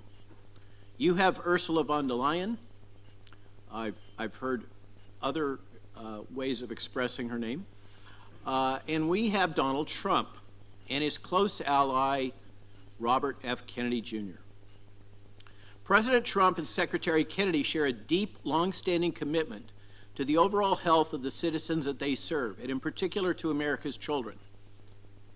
With all of the rhetoric and weaponized hate currently deployed against both of these transformational leaders, what is often overlooked is they are unified in their commitment to a better future for our children. It is long past time for this political, social, and governmental commitment. As the President has often pointed out, data demonstrate that if nothing is done, America's children will live shorter, sicker lives than those of their parents. So let's talk about what was done about that in the new administration of President Trump and Secretary Kennedy. The Maha Commission. To understand and fix this situation, the President has launched an all-of-government response, in some ways similar to what he did for COVID with Operation Warp Speed. That's a fact. And has put Secretary Kennedy in charge of this new initiative. It's called the Maha Commission. All-of-government response to making America healthy again. The Presidential Make America Healthy Again Commission was established by executive order in February of 2025, shortly after Robert F. Kennedy Jr.'s confirmation as HHS Secretary.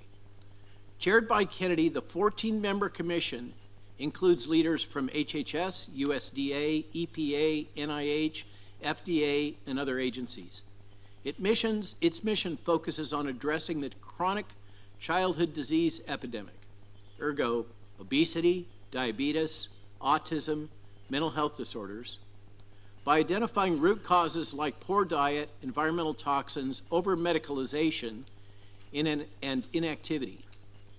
There has never, in the history of the United States, been such a candid and comprehensive response to a public health crisis. So what's come of it? Remember, it's only been less than a year. So far, the Commission has released two key reports. The first was essentially a threat assessment. In May 2025, the Make Our Children Healthy Again assessment was published, a 72-page analysis representing all of government consensus. You know what that means. There were compromises. Identifying a wide range of factors driving the decline in children's health, such as ultra-processed foods, chemical exposures, chronic stress, and unnecessary medications. It outlined 10 initial research initiatives and called for federal restructuring the federal government to advance the interests of public health and the health of our children. The second document that was released this last September was an action plan. What are we going to do about it? Make Our Children Healthy Again strategy was published. This is a comprehensive plan of action with over 120 initiatives emphasizing executive actions to promote nutrition, reduce toxins, enhance transparency, and realign incentives. Very much relating to what Asim is talking about. Incentives drive policy. To guide implementation of these actions, it's proposed that there will be a new agency created within the US HHS called the Administration for a Healthy America. This strategy, so I'm going to now talk about the details of what the US government is actually doing. Not to lord it over you, but rather to give you some information and ideas and examples. This can be done. It is being done in the United States. It can be done in Europe with a European emphasis and a European flavor. My big message here is don't give up hope, folks. You've had a setback, but in the long run, I'm convinced we're going to win. So let's plan for winning, okay? So,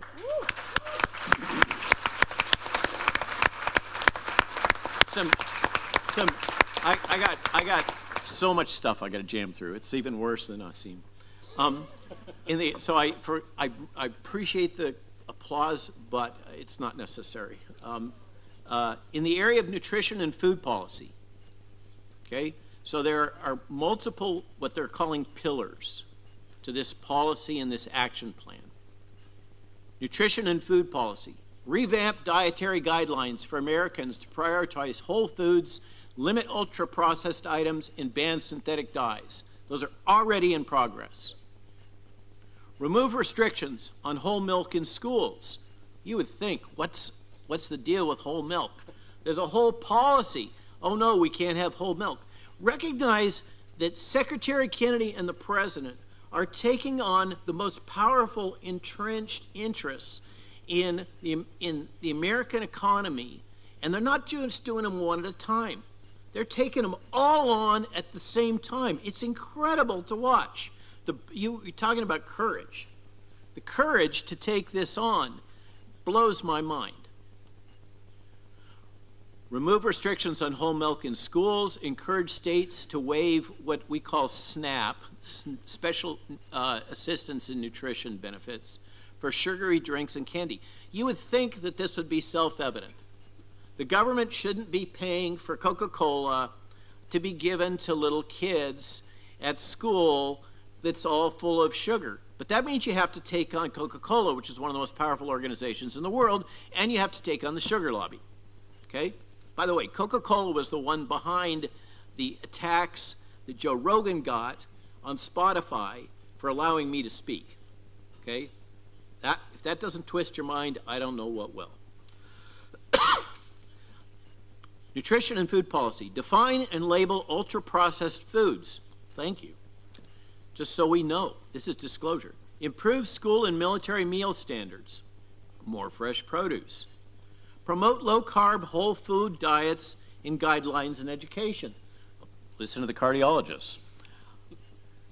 For the environmental toxins and chemicals pillar, phase out petroleum-based synthetic food dyes. Oh my God. Review generally recognized as safe food additives that maybe aren't so safe after all.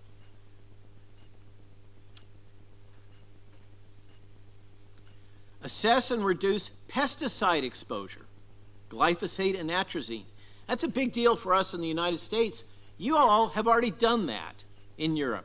Pat yourself on the back. Well, okay, depends on which part of Europe, but trust me, it can be worse. Via EP reviews. Unfortunately, this is the one area that the lobbies have been most successful in pushing back against, because we have this problem of the upcoming midterm elections and whether or not the farm states are going to vote for Trump. Okay, so that is the reality of political sausage making, which you all understand very well. Remove fluoride from water supplies. Study electromagnetic radiation and heavy metals in soil and water. Here's a mind bender. Link soil health to human health.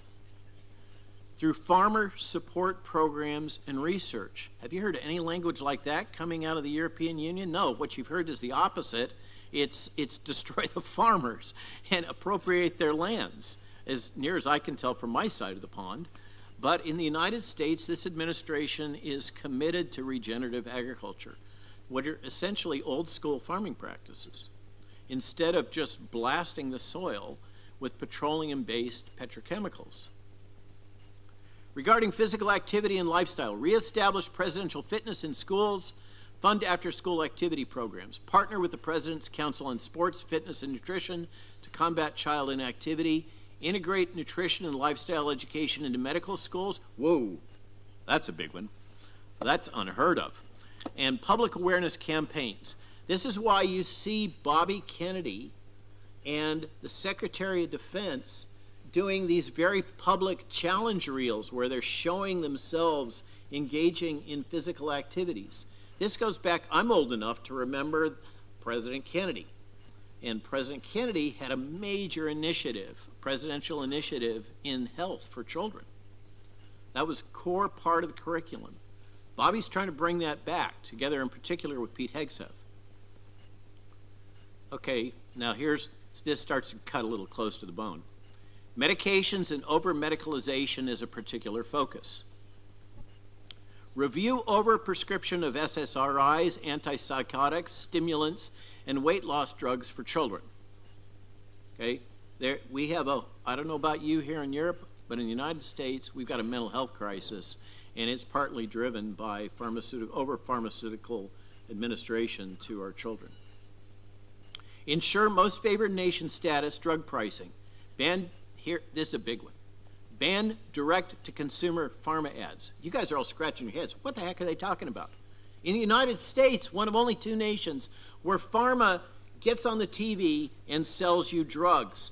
So much so that many people that watch old school television, I don't know how many there are left, but they're constantly bombarded by ads telling them to buy pharmaceuticals, telling them to buy vaccines.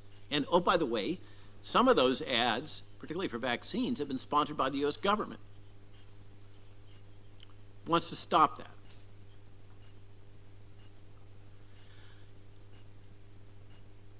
Phase out animal testing for drugs and chemicals and lift ban on category 2 peptides. Full transparency on vaccine data. Reconstitute the ACIP, that's the thing that I'm involved in, to eliminate conflicts of interest. Boy, that's a big deal.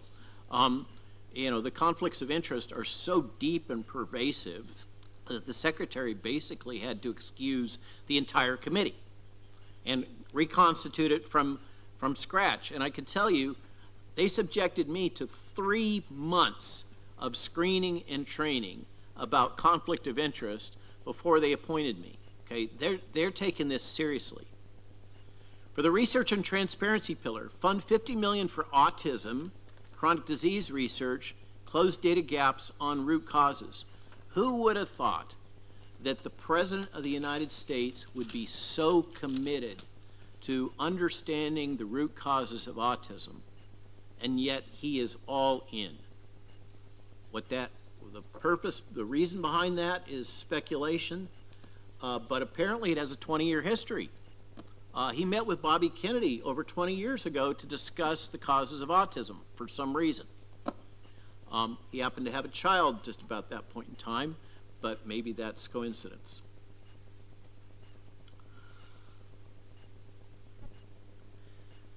$50 million for autism.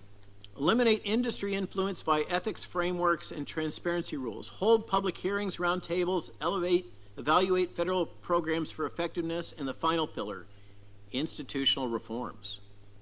Create administration for a healthy America to coordinate chronic disease efforts. We're going to have a whole part of the government that is just focused on chronic disease, identifying the causes, identifying the cures. Fire and replace conflicted CDC and NIH officials. I can tell you, first person, this is going on a daily basis right now and is an extremely high priority within HHS. It's amazing to watch. This was in their plan. Cut 500 million from RNA projects. You heard Asim with his slide. Check. Mission accomplished. Align 30-plus states with MAHA policies. Prosecute misuse of public funds.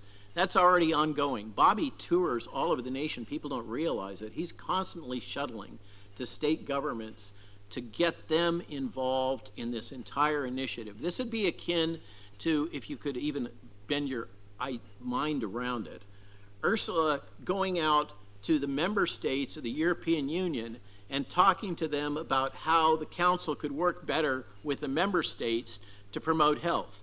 Is that even a possibility? Okay, let's see if that's something that can be replicated in the European Union. And pigs could fly. Are these just words, or has there been progress? Under Secretary Kennedy's leadership, HHS has already advanced special nutrition program waivers, dietary reforms, and ACIP reconstitution. To date, the strategy emphasizes private sector partnerships, ergo with farmers, for example, and public engagement. However, truth be told, there's already been setbacks. And I mentioned, ag lobbies have influenced pesticide language, drawing criticism from environmental groups and the general public, particularly in alternative media. Broader reforms face budget hurdles and congressional obstructionism, and we're barreling towards the midterms. All this could come to a screeching halt in a year from now. Broader long-term goals include reducing childhood obesity from 20% to under 10% by 2030, cutting chronic disease rates, and reorienting the entire medical system from a focus on treating illness to a focus on promoting health, thereby saving trillions in healthcare costs through disease prevention. It was a great lead-in. Thank you. You made the point. Okay, now I was asked to talk specifically about this thing that I'm kind of right in the middle of, which is changes at CDC and ACIP. Let's consider this a case study. Case study of organizational change in an entrenched bureaucracy in government. Can it be done? Is it even possible? Okay? To illustrate how these plans are being translated into action and policy, I'll now focus on the ongoing reforms at the US CDC. There are multiple factors driving these changes. In the United States, we have more protections in place to ensure patient-level data privacy than exists throughout most of Europe. You hear what I just said? We can't gather data as well as you can, and we can't analyze it, particularly in the Nordic countries. We don't have socialized medicine in the same way you do, and we have barriers to ensure patient confidentiality in data. One of the consequences is we can't do, frankly, as good a job as you can do in epidemiology, which may be part of the reason why in some nation states we're getting better data on the COVID harms than from Europe and the UK than we're getting from the United States. So that's trying to give the CDC a little bit of latitude for the challenges that they've encountered in data capture and analysis. So it's in the States, it's much harder to analyze and guide public health policy decisions because we don't have the quality of data that you have. That's an intrinsic advantage that you folks have here in the European Union. Now, whether or not it's open and transparent and you're able to access that, but the potential exists. I mentioned above about mission creep and some of the other problems that your principle of subsidiarity and proportionality was designed to address. In the States, we've got it in spades. One of these is conflicting mandates of promotion versus protection. Almost all of our federal agencies have a dual mandate, and it's illustrated really clear in the CDC for vaccines. The CDC has a mandate to promote vaccination, and they also have a mandate to monitor safety and effectiveness of vaccines. Which budget is bigger? Promoting vaccination is way bigger, okay? So you can figure out what's happened there in the dynamic. The culture of the CDC has become really wrapped around the idea that any information which will cause the listener, the recipient, to become vaccine hesitant must be suppressed.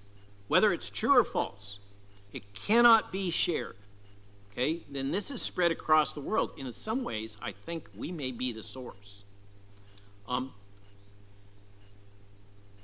Like many U.S. federal agencies, the CDC suffers from conflicting mandates. In the case of vaccines, it's tasked with gathering information on safety and effectiveness, but also with promoting vaccines and vaccination. As I mentioned, there's been more of an emphasis on promoting vaccination. This has pervaded the entire medical services sector under the leadership of CDC and their marketing.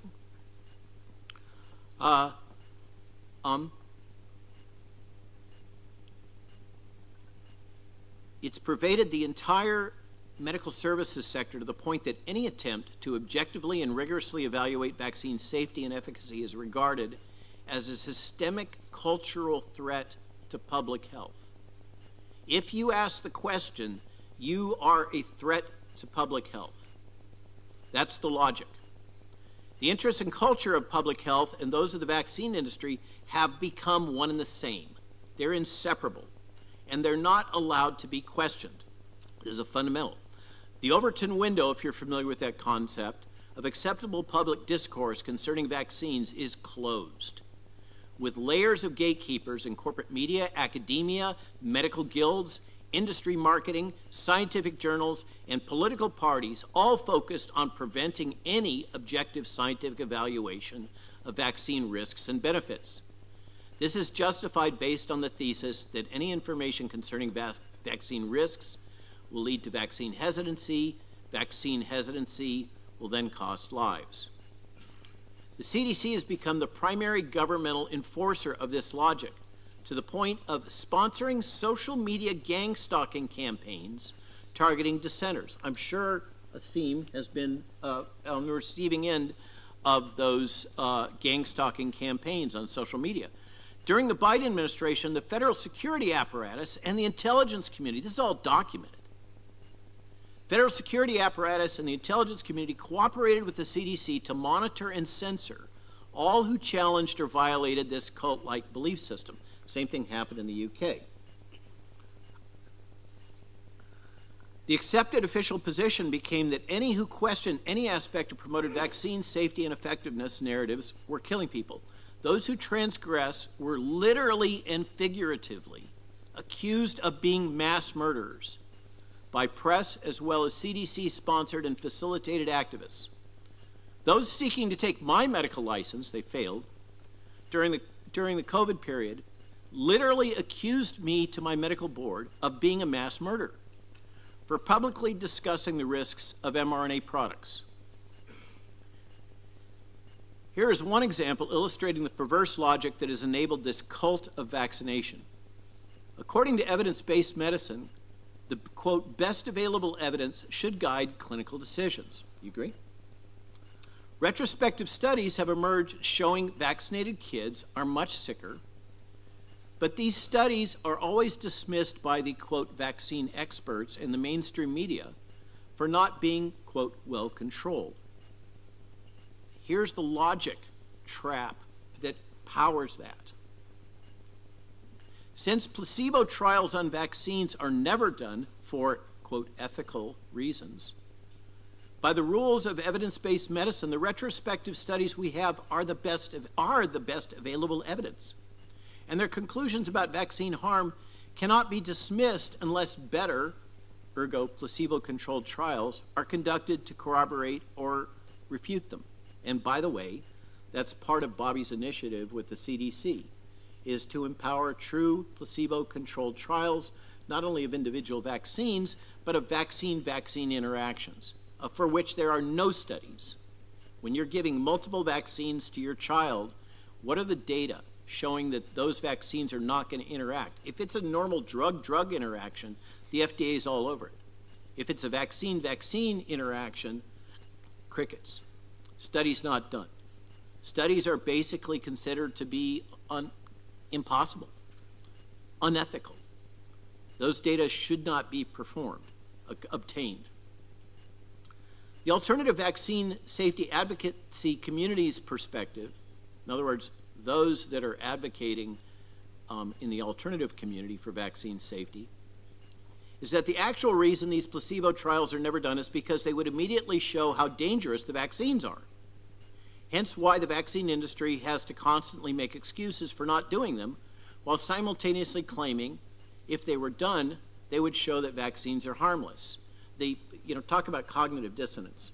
In this space, it's okay to have clear cognitive dissonance and illogic if in the service of promoting vaccines. In short, anytime someone critiques a retrospective study comparing vaccinated to unvaccinated as invalid, it's critical to remember that these studies are the gold standard because better ones will never and can never be done due to promoted, contrived, and tenuous ethical considerations that are not allowed to be questioned. And meanwhile, back at the ranch, the profitability of the vaccine industry has soared to new heights. But all drugs, including vaccines, have risks and benefits. All drugs should be judiciously prescribed for those that are more likely to benefit from treatment than to be harmed. And free citizens, in theory, what we have here in the European Union and the United States, free citizens have the right to understand those risks and benefits, do they not? And to determine if the potential benefits outweigh the risks for themselves as individuals. This is particularly true with prophylactic vaccines. Think about it. This is a fundamental principle in vaccinology. Prophylactic vaccines are administered to otherwise healthy persons with the intention of preventing an unpredictable event that may or may not occur, infection and subsequent disease, at some point in the future. Out of all drugs, vaccines must be the most safe that they can be because they're given to healthy people. Healthy people that you cannot predict if they are going to become unhealthy at some point, so they darn well better be safe. This is a fundamental principle of vaccinology, pounded into me over 30 years of experience and training in clinical research, and yet we completely disregard this because it's inconvenient. To probe how far this has gone with American culture, I recently posted 2 simple questions on X, both of which were read by over 200,000 people and provoked thousands of comments. About a third of those comments were attacks that would meet European standards for hate speech. Here's the 2 simple questions. Can we at least agree that it would be good to have safer and more effective vaccines that are rigorously tested according to established modern regulatory standards? Apparently, that is a really controversial statement. Who would have thought? The other one I posted, I look forward to the day when it's no longer acceptable to censor and ridicule parents of vaccine-injured children. You wouldn't believe the hate that provoked, okay? Those parents are liars. They are absolutely misrepresenting what happened. They have no idea what really happened to their children. They're damaging vaccine uptake. They're damaging the credibility of the vaccine industry. Hundreds and hundreds of people making these kinds of comments for these very simple questions. This hate speech appears to originate from a combination of left-leaning political partisans, fake accounts or bots, and avid members of the cult that aggressively advocates that all vaccines are undeniably safe and effective. As has happened in the EU, CDC has suffered from a bureaucratic mission creep, exacerbated by this cult-like culture of unquestioning vaccine advocacy, combined with a perverse utilitarian bioethical framework based on the thesis, the ends justify the means. This is what's requiring broad-based reorganization. Now, I only have about 10 minutes left, and so I'm going to jump over a few things. But the one thing I want to share with you in particular, I can go through the blow-by-blow of what's going on at the ACIP and the insider politics. That'll take another hour. But I want to share with you some fundamental changes in U.S. policy as it relates to international health. Because international health is the socket between what's going on at HHS and your embryonic movement. Major restructuring of the U.S. government health enterprise is in progress, as you know. Together with USAID, the CDC has traditionally led many aspects of U.S. international public health initiatives. Under President Trump, this is now changing. USAID has been decommissioned, and the U.S. is withdrawing from the World Health Organization. What does that mean? The State Department will now be playing a much larger role in guiding U.S. international health policy, for better or for worse.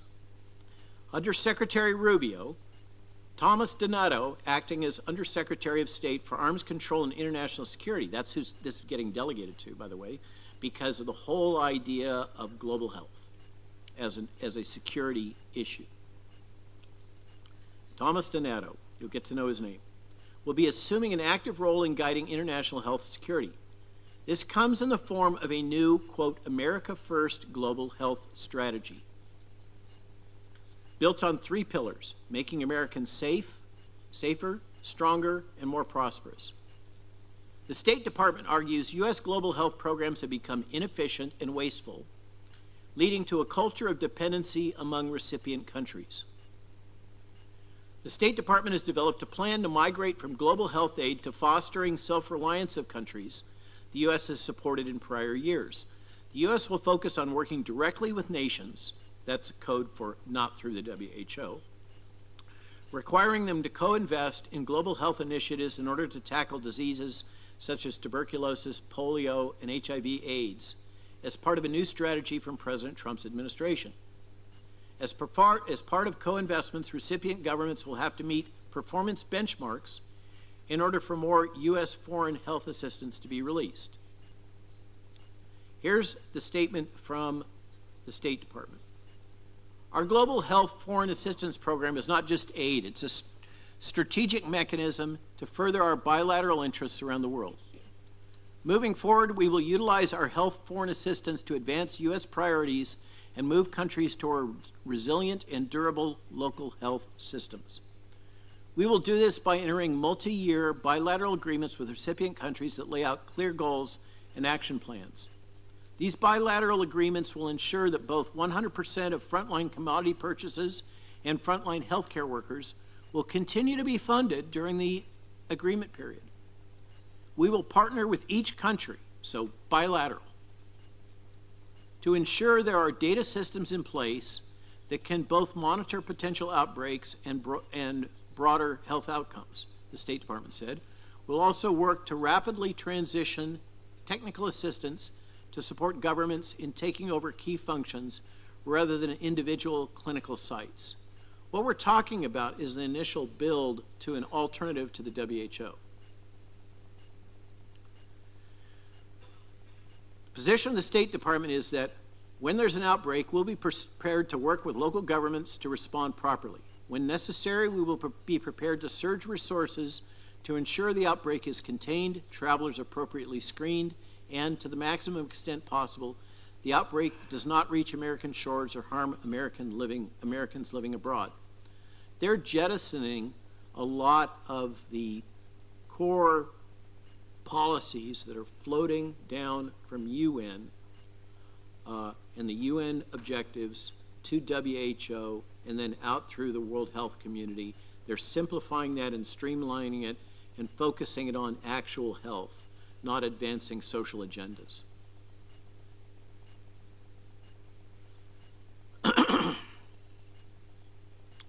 So what's happened at CDC? I'm going to skip some of the background and context.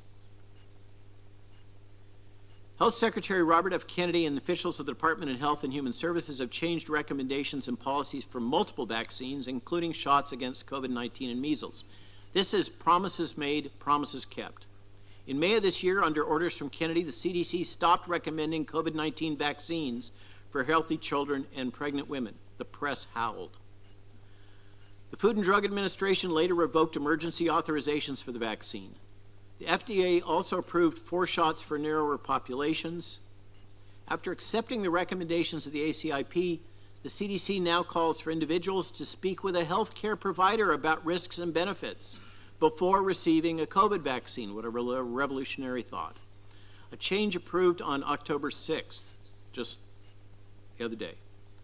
The specifics involve a shift from COVID-19 vaccines being recommended to requiring, quote, shared decision-making. The ACIP has also called for improved disclosure of risks and benefits to these products in the CDC-produced vaccine information sheets. Kennedy wrote on X that the move amounted to restoring informed consent. That's at the core of all of this.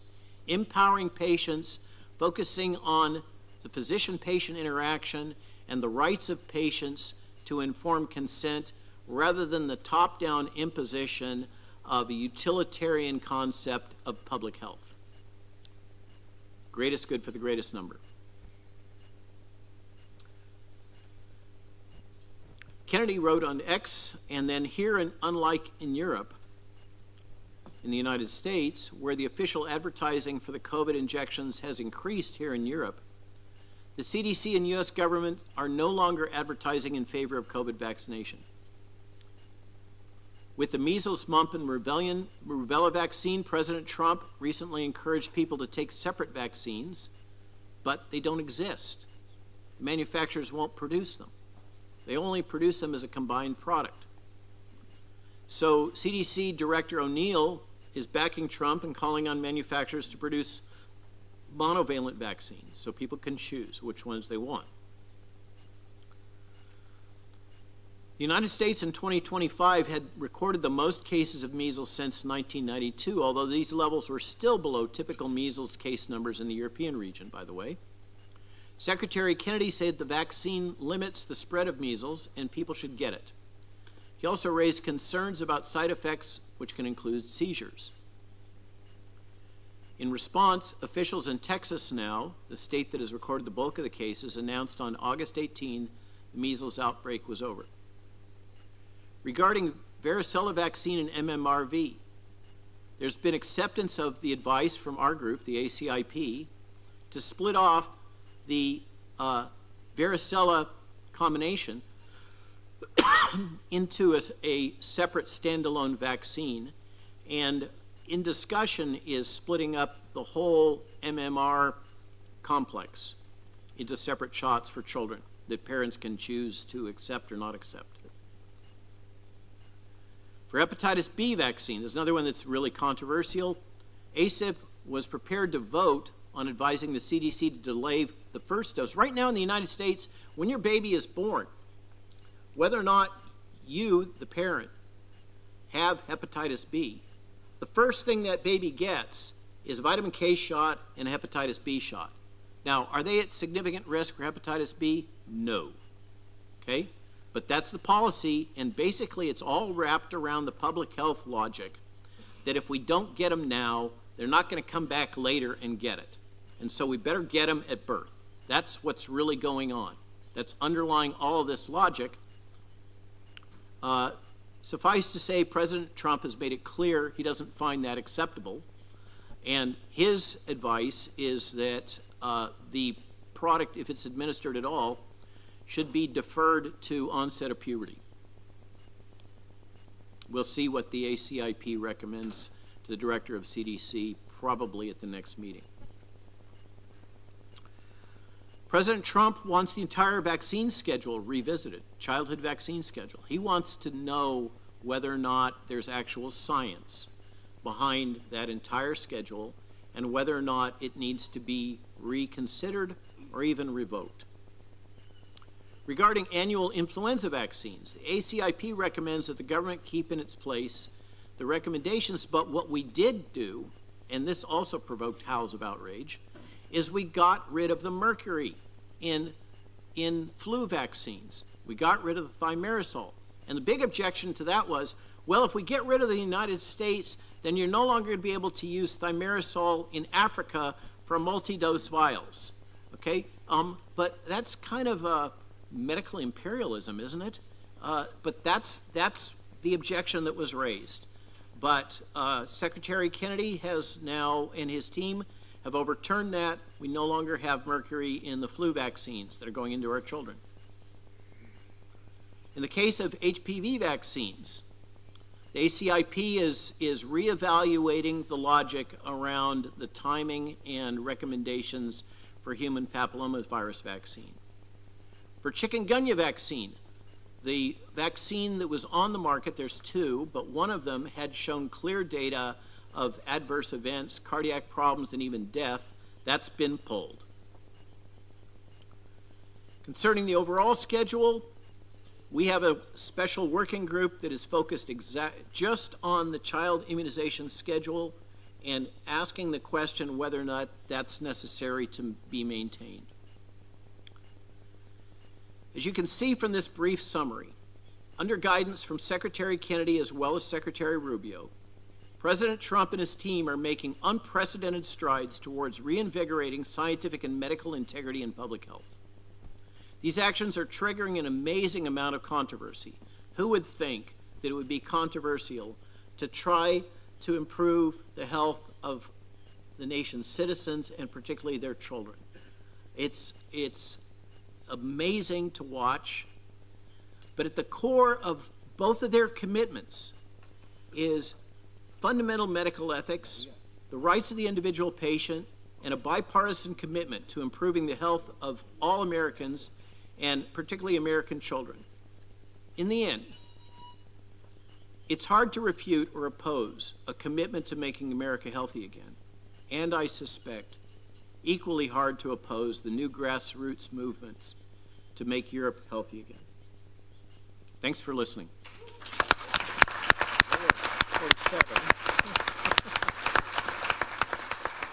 Overshot by 2 minutes.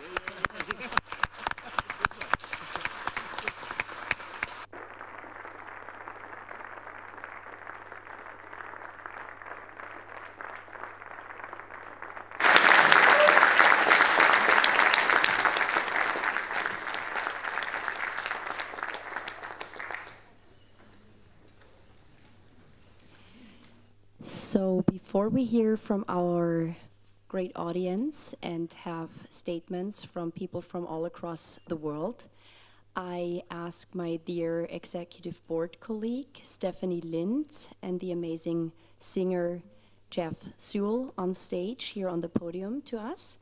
And the reason why we come together now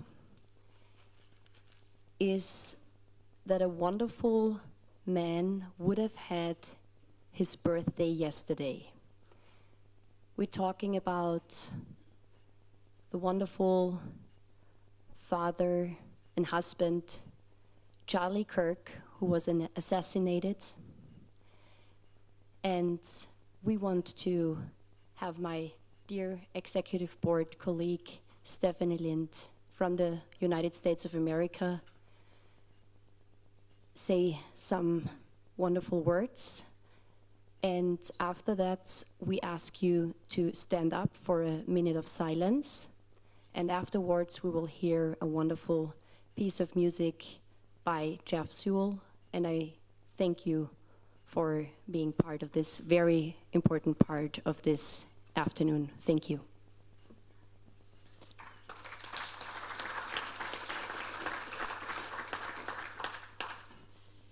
In this chamber, we are often divided by party or perspective, but in the quiet that follows a passing, we are reminded of the greater dignity of our common human experience and the shared hope that our work, our convictions, and our courage might build a better world. Whatever our individual beliefs, moments of loss remind us of the importance of values that preserve civility. And beyond this, Charlie embodied an undefended love that reached out his hand towards the other. As we share this moment of silence, each in our own way, may we experience for one moment the world that Charlie worked for, a world where the circle is drawn so wide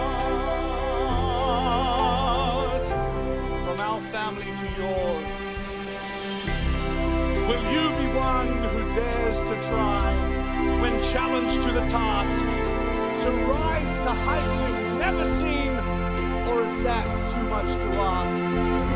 This is your day, a world to win, great purpose to achieve. Accept the challenge of your goals, and in yourself and God believe.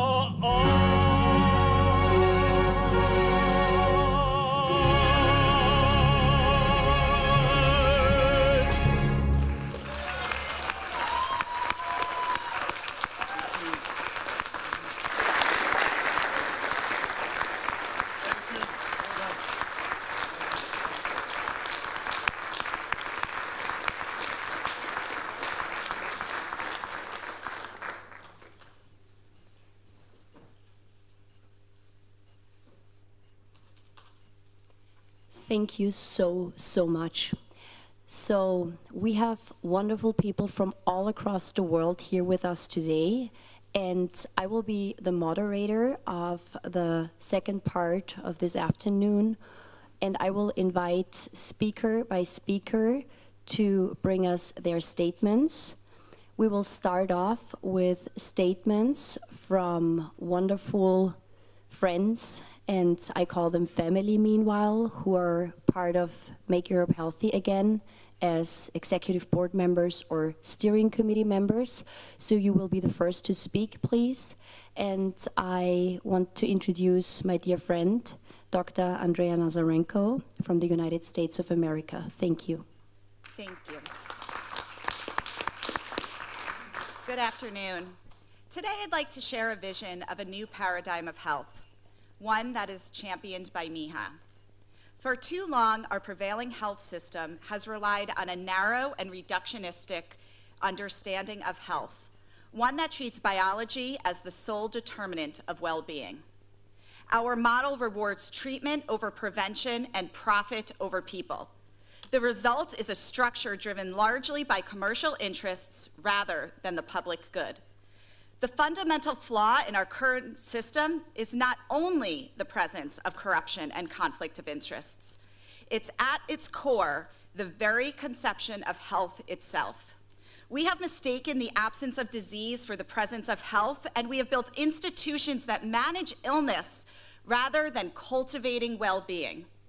Decades of research make one thing undeniable: 80 to 90% of population health outcomes are determined by social, environmental, and economic conditions, not medical care. A person's health is shaped more by their postal code than their genetic code. Health does not grow in laboratories or clinics, and building more hospitals is not a sign of a healthy nation. In fact, it's a measure of how unwell a nation is. Health grows in the environments that surround us. It is shaped by the food we eat, the air we breathe, the water we drink, and the strength, safety, and purpose in our communities. Dr. Malhotra and Dr. Robert Malone have discussed already how these social and structural determinants of health, as we call them, are the true drivers of human well-being. Across the European Union, the consequences of neglecting these determinants are profound.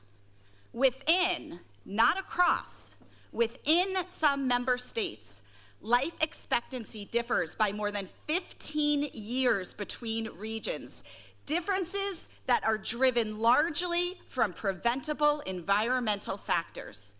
Fortunately, these conditions are modifiable by policy, by design, and by the leadership of the people represented in this room. We have reached a point where we simply cannot treat our way out of a sick society.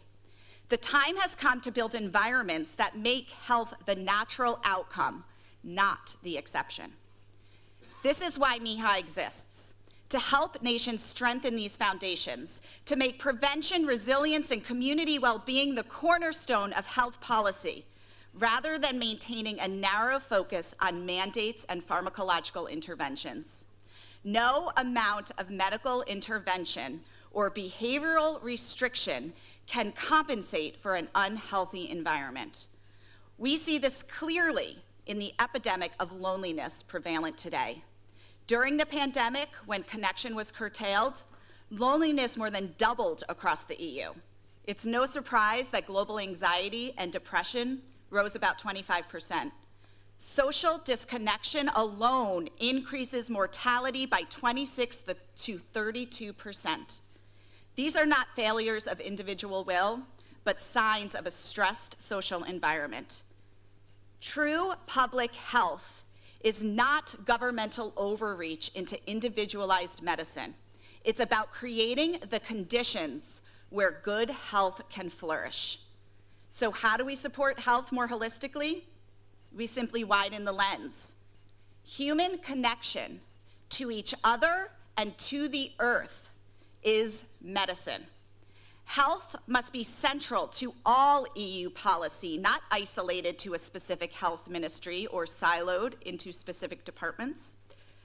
A family's health can depend as much on zoning laws or public transportation routes as access to a doctor.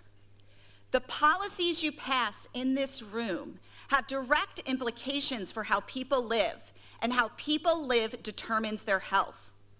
While we currently live with the repercussions of short-sighted policies, the truth is that health, it unfolds across generations. This offers us hope. Every decision made in this Parliament, every vote, every regulation, and every act of courage will echo through our children's bodies and their children's communities. Medical mandates, digital privacy infringements, environmental degradation, social disconnection, and economic instability leave scars that will endure. But policies grounded in stewardship, justice, and compassion will plant seeds of resilience to nourish generations to come. This is the mission of MIHA, to reconnect what has been divided, to restore integrity across societal systems, and to make Europe healthy again, not by chance, but by design. We invite interested politicians, policymakers, and people from all nations to join us by prioritizing MIHA-aligned initiatives in your national and EU agendas, by enacting legislation that protects transparency, independence, and the social foundations for health, and by ensuring that every policy across every sector builds rather than erodes human well-being. To facilitate the ease of what this means, we have collated from our key, our Dr. Malone and Dr. Malhotra, as well as other key stakeholders, a list of priority legislation that is MIHA aligned that will be passed out now or soon. These could be implemented by any policymakers within the EU Parliament or your member nations. If your nation needs support, either from a grassroots or policy level from MIHA experts, please reach out to info@gomiha.com. And thank you for joining us in this mission to make Europe healthy again.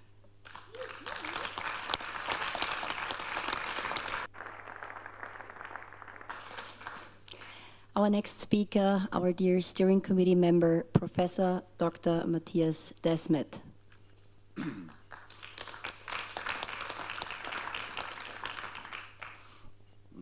As as I was sitting here listening to the truly brilliant speeches of Dr. Malone and Dr. Malhotra, I found myself reflecting on the name of the project here, like make Europe healthy again. And I just wondered, the title suggests that we are less healthy now than we once were. And I just started to wonder, like, would this be true? Like, we are living longer now than before. At least that's how it seems.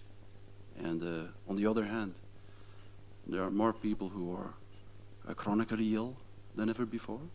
So that might be true as well. And I just noticed that I have been asking myself so many questions about what health is. I'm a professor in psychology. I did randomized controlled trials. I try to answer that question, what a human being needs to be healthy. And the more questions I asked, the less answers I could think of. And the more uncertain, really, I mean when I say the more uncertain I became. Like, look at Trump. He took the vaccine and statins, and he's still alive. So nothing's sure in his life. And I also, from a scientific point of view, I think that it's clear that health and the human body, the human mind in general, is a complex dynamical system, and intrinsically these systems are unpredictable. We can know something about health, but we can never arrive at a kind of absolute truth about health. So, and when I'm here today, and when I support this project, it's definitely not because I think I know what people have to do to be healthy. I think I know something about it, but definitely not enough to have this illusion that I could impose my knowledge to other people. So when I'm here today, it's definitely not because I think I'm certain about what we have to do about health. It's because there are other people who think they are certain enough to impose their vision to the world. And I'm talking about very specific people. I'm talking, for instance, about the globalist institutions such as the WHO and their One Health policy. Talking about these people who think that they are so sure that they know better what it means to be healthy and what we have to do to be healthy, that they try to impose their health through a digital system which censors every alternative opinion about health. Such a system is a totalitarian system. And I challenge everyone to show me that that is not true. A totalitarian system is a system that strives for total control over the minds and the bodies of the people. So when I'm here today, it's because I oppose totalitarianism. Thanks.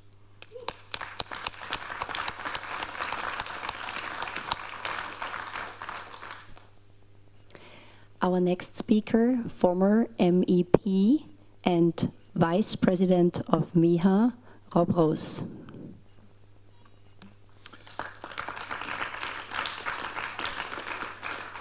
Thank you so much, ladies and gentlemen.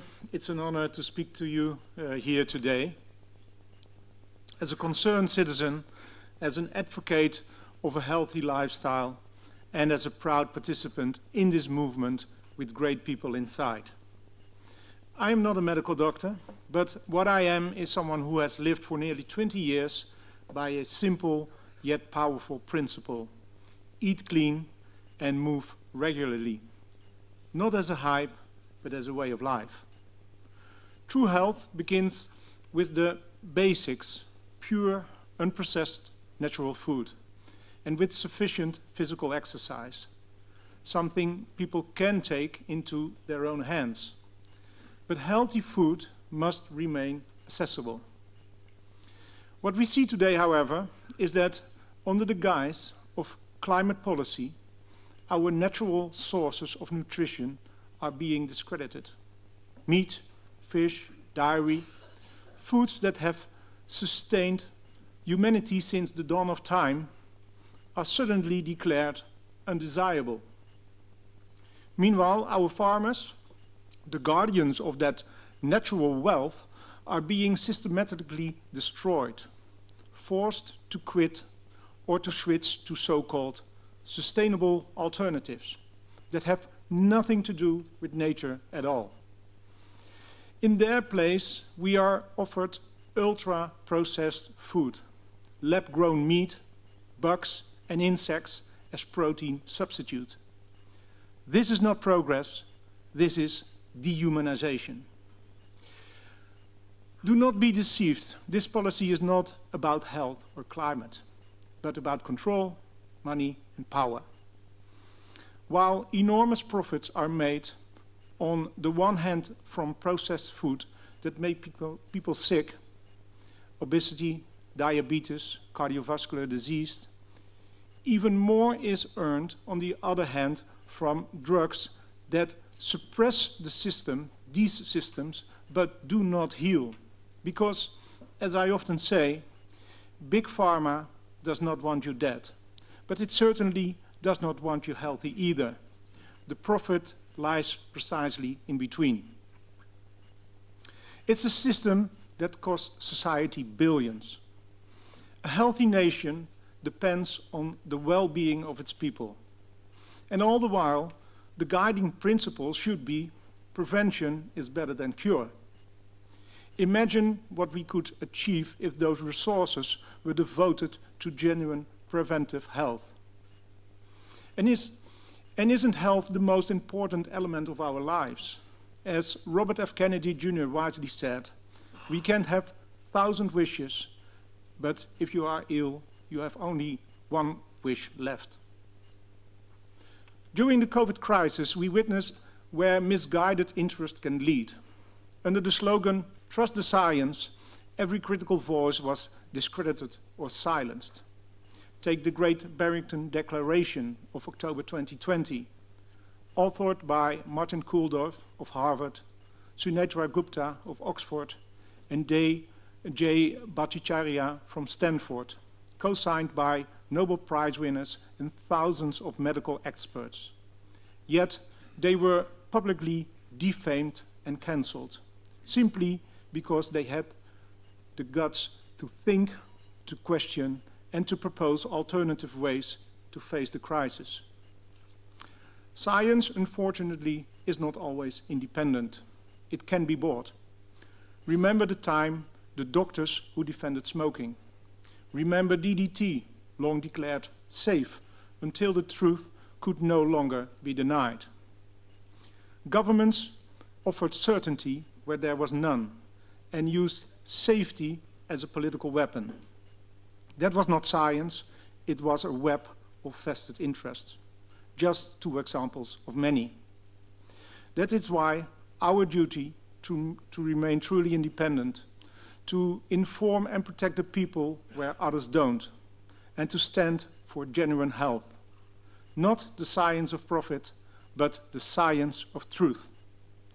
For a healthy and vital society reconnected to nature, and for a healthy future for all of us. So I call on all the medical doctors and experts in Europe, join this movement. Let's make Europe healthy again, because together we can. Thank you very much for your attention.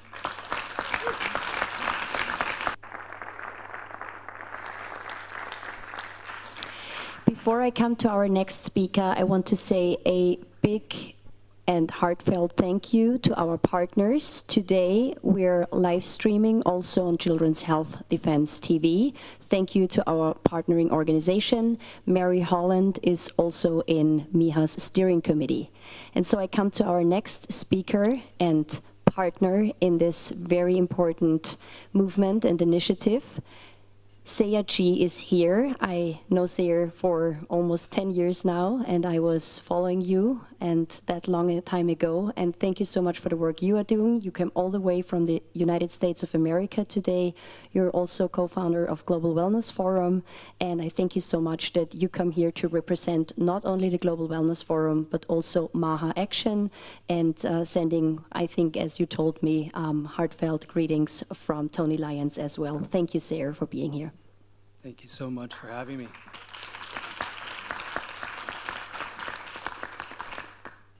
My name is Sayer G, and it's a great honor to be here to represent a grassroots movement that has really taken the United States aflame in terms of it affecting every household. Every man, woman, child is involved in this advocacy. And so we are so excited for what you're doing here. This is really an incredible moment. So I come from the home state of Florida, and what we've achieved there, many thought was impossible just this year. So what we've seen is the end of non-consented to mass fluoridation. That was a grassroots effort that started out in my Collier County, where my partner in Greenman Info lives, and it was just a grassroots effort, and it just snowballed to the point now where, of course, we have the MAHA Commission through the executive branch of our government that's honoring this grassroots movement at the highest levels. We also have our governor and surgeon general who just declared the end of mandates, essentially, medical mandates in Florida, a great role model for the rest of the states. We also are now seeing legislation. We have over 30 bills just on ending geoengineering in the United States, and now we have Representative Marjorie Taylor Greene, who's introducing a federal bill that would essentially make that also no longer something we're going to be afflicted by, because the poisoning of our skies and our air and our food, it's just so egregious. We know that this needs to stop. But in the United States, there is such a huge uprising of a true constitutional republic, where the values we speak so highly of here in this room are vivified by our actions daily. It's very encouraging. We also obviously went through a very dark time with the declared pandemic, and that brought many of us into this advocacy. We know that without bodily sovereignty, there are no other civil liberties that apply. They're theoretical, okay? They're not real. And so this is a movement that is just such a humanizing, really unifying movement that we are just so happy to be able to bridge with MIHA. Essentially, I'm here to represent, just a huge outpouring of support and love for what you're doing, all the way from Bobby, who's a great friend and colleague, of course, and our bold and courageous leader who's taking MAHA, by storm in this country. And now we're able to bridge that and really welcome you as allies. So it's a really beautiful moment, and I'm really happy to be here, and thank you for doing this.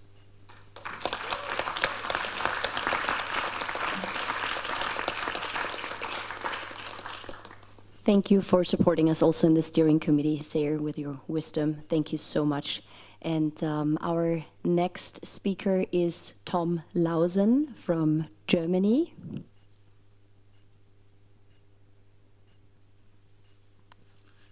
Yes, I would like to speak in my mother language, so if you want to listen to that, please switch to the earphones. Ja, erstmal vielen Dank. I'd like to start by thanking you for inviting me.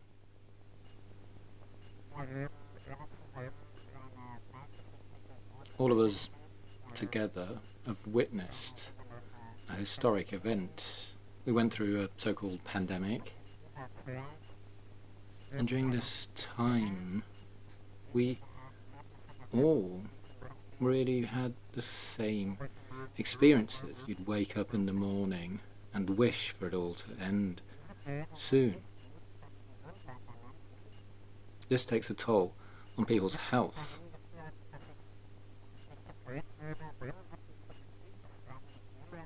This was why I started to question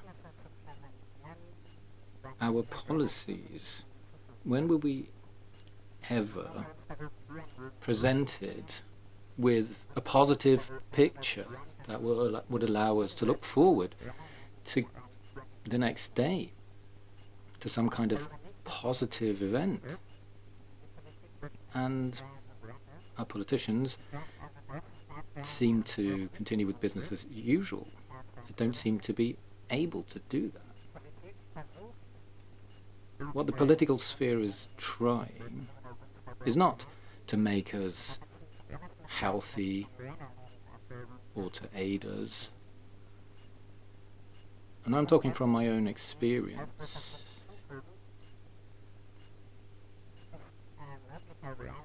I must say that it does look as though we're heading for a seismic shift. A shift that also consists of having a digital ID. During COVID, people were being told that we had to take the vaccine to protect others. Mr. Starmer today is a lot more cheeky in his approach. What he's saying is that at the end of his term, everyone will have to have a digital ID or they won't have a job. This is detrimental to our health. And that's why it's important for us to take matters into our hands. This is why I welcome Miha, and I will support it as much as I can. And I hope for a better future. Then one more thing I have been a firm believer in for 30 years. I don't believe we're heading for a better future if we continue to eat animals, our fellow living beings. This is something a lot of you might not yet have considered. I believe it's problematic because animals get a lot more drugs than we do. And then also because animals live in fear. Fear is something that harms us. A lack of fear is what's good for our health. These animals are being slaughtered, so they live in fear. And this is reflected in their cellular structure. I'm sure Dr. Malone has something to say on that. So we are consuming this fear. And if we stop eating animals, I'm confident that we can live very healthy here in Europe. Also very good is that there is a lot of farmers out there who really try to do their best and to have organic farms, and so it is not up to us to tell anybody what to eat, but I think the product of the food we eat is important, like the quality of the food we eat is important, and also our movement lives from we agree to disagree, but as a vegetarian or somebody who does not like meat, it is a fair statement to also bring this up to this important meeting, Make Europe Healthy Again. And again, want to say a big shout out to farmers who work with permaculture, who do organic farming, who treat their animals until, yes, they slaughter them as beings. And I even know farmers who do prayers before they really produce the meat from the animals they have. So we also absolutely support farmers who take other ways than this big industrial food chains that are out there. So this is a statement that I just wanted to bring up here as well. Our next speaker is also in our steering committee, dear Elaine Mullally from Ireland. Thank you, Maria, and thank you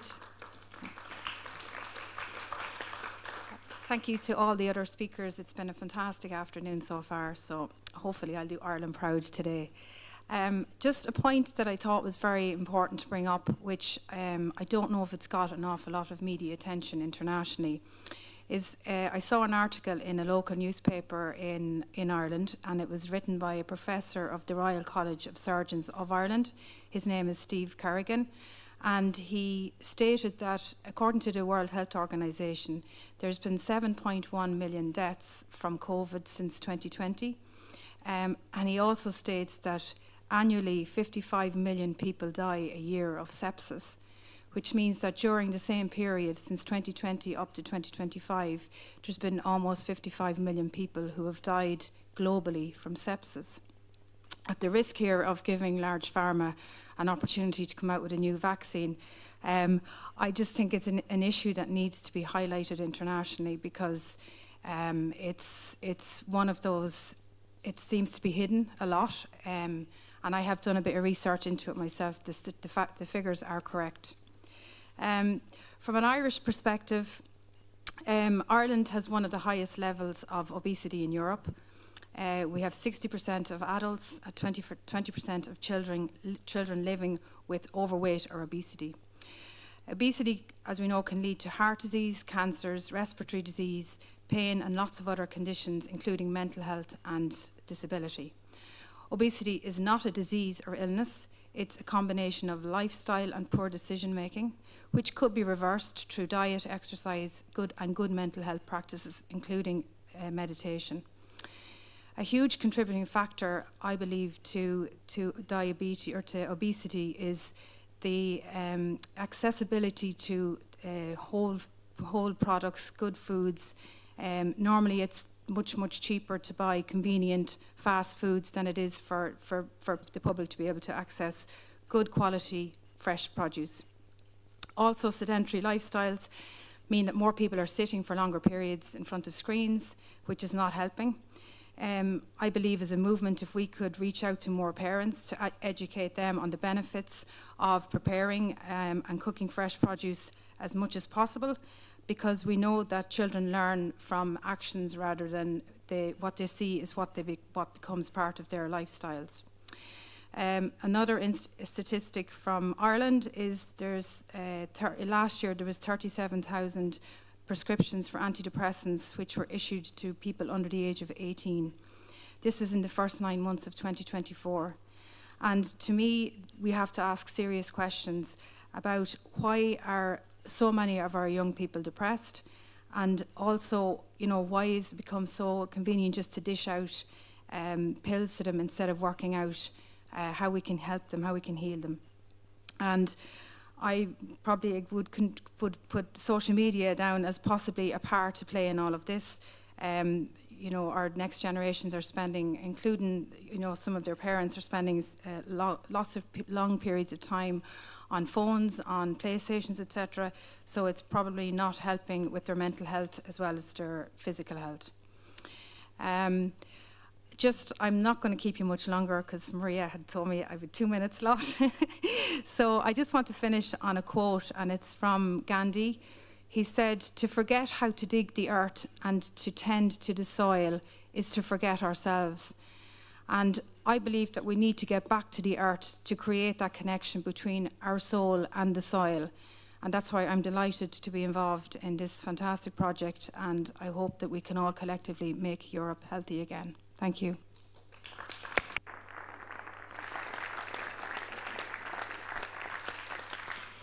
Our next speaker, who is also on the steering committee of MIHA, is our dear friend Dan Estin Gregory from the UK. Ladies and gentlemen, esteemed guests, and everyone watching at home, Europe and indeed the world is at a crossroads right now, not just for health, but for the very spirit of humankind. Over recent years, across each of our respective nations, we've witnessed what happens when systems lose touch with the human being, when health becomes a market and not a mission, when fear replaces wisdom, and when power centralizes and trust corrodes. We are living through what some historians call the fourth turning, an era where old systems decay, institutions lose legitimacy, and a new chapter struggles to be born.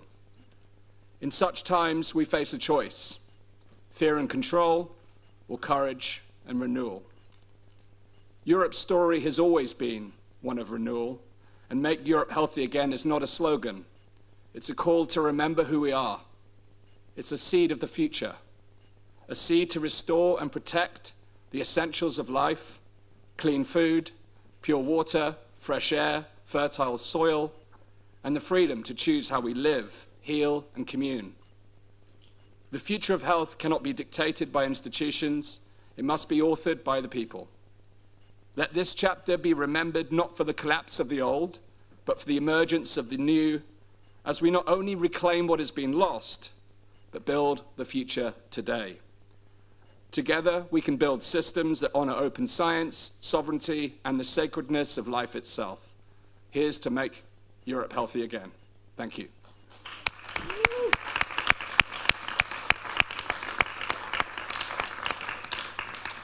Our next speaker, also on the steering committee of MIHA, our dear colleague from France, Dr. Louis Fouché.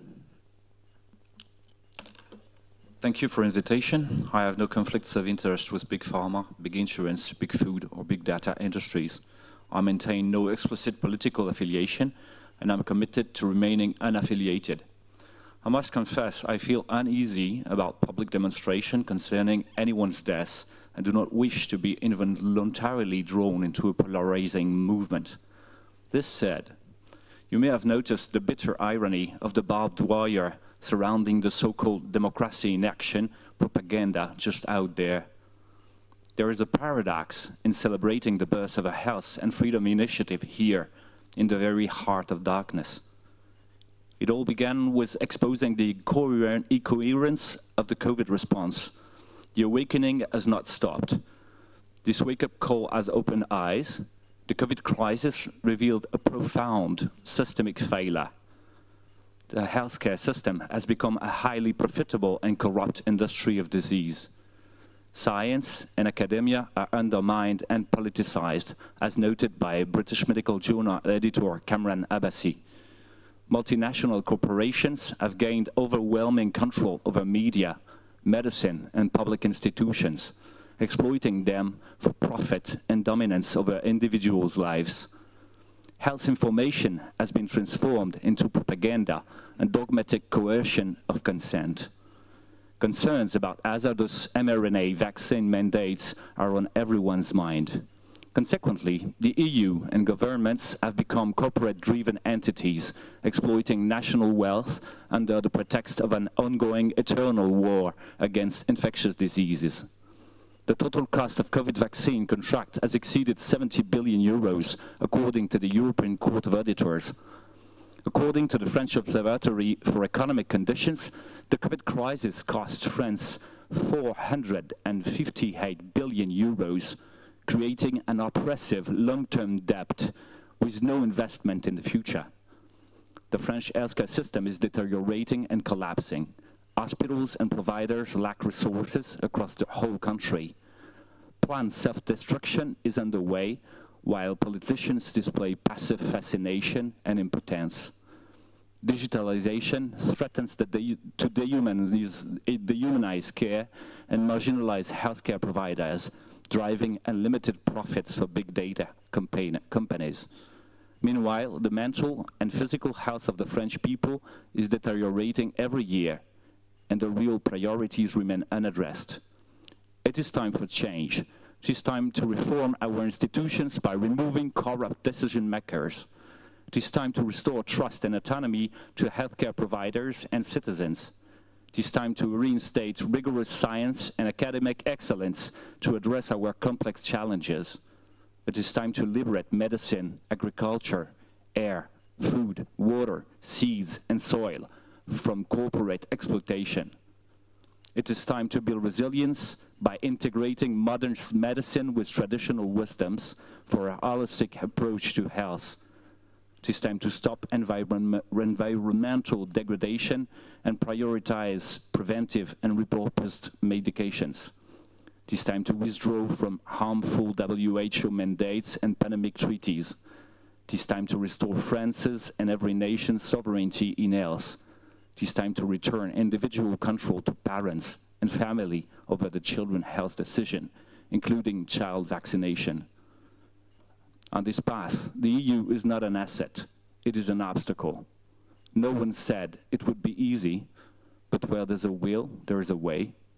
With patience, method, and determination, we will reclaim our sovereignty and responsibility. The challenges are many, but your body, your choice. Your health, your choice. It is high times to make healthcare human again. The COVID crisis exposed systemic failures, and it will end when we make Europe healthy again through cooperation based on friendship and respect among free sovereign nations. Cela s'arrêtera quand nous refuserons de subir et que nous aurons rendu la santé aux Français. Once we've stopped suffering and once we've returned health to the French people. Thank you. Merci beaucoup. So our next speaker is Dr. Beate Pfeil from Germany, also in steering committee. So thank you, Maria. I'm an independent researcher with a special focus on human rights, constitutional law, and international law. And I would like to say, if we want to make Europe healthy again, one important concern is to break the excessive power of the WHO. A WHO that is no longer capable of fulfilling its stated mission of protecting public health.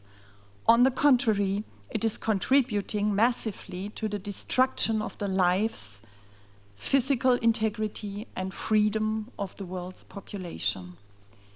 Yesterday, my colleague Philipp Kruse and myself were invited, no, it was on Monday, to a hearing at the German Bundestag, the German Parliament, as experts. One of the mainstream experts being present there said that the WHO's power, main source of power, lies in expertise. We here know that the WHO has long since become an organization characterized by blatant lack of transparency, prone to arbitrariness and corruption. An organization that is open to external control by the profit interests of the pharmaceutical-affiliated donor lobby. An organization that is not subject to any independent control or legal review, and which is now attempting to establish a pharmaceutical industrial complex through the new international health regulations in which the safety interests of the population clearly play no role.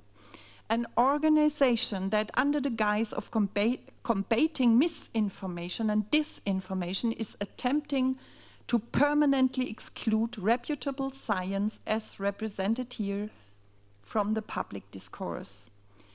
As long as governments and the experts they appoint claim that the WHO has objective and independent expertise and act accordingly, people's lives, health, and freedom will be under acute threat.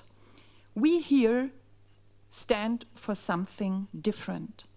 We here stand for something else, for the vision of a world of human dignity, freedom, and above all, individual self-determination in health matters, including informed consent. With this in mind, I would like to thank the two outstanding experts and the politicians on the podium, and especially also Maria, for their devotion to this important matter. Together we can make Europe healthy again. Thanks.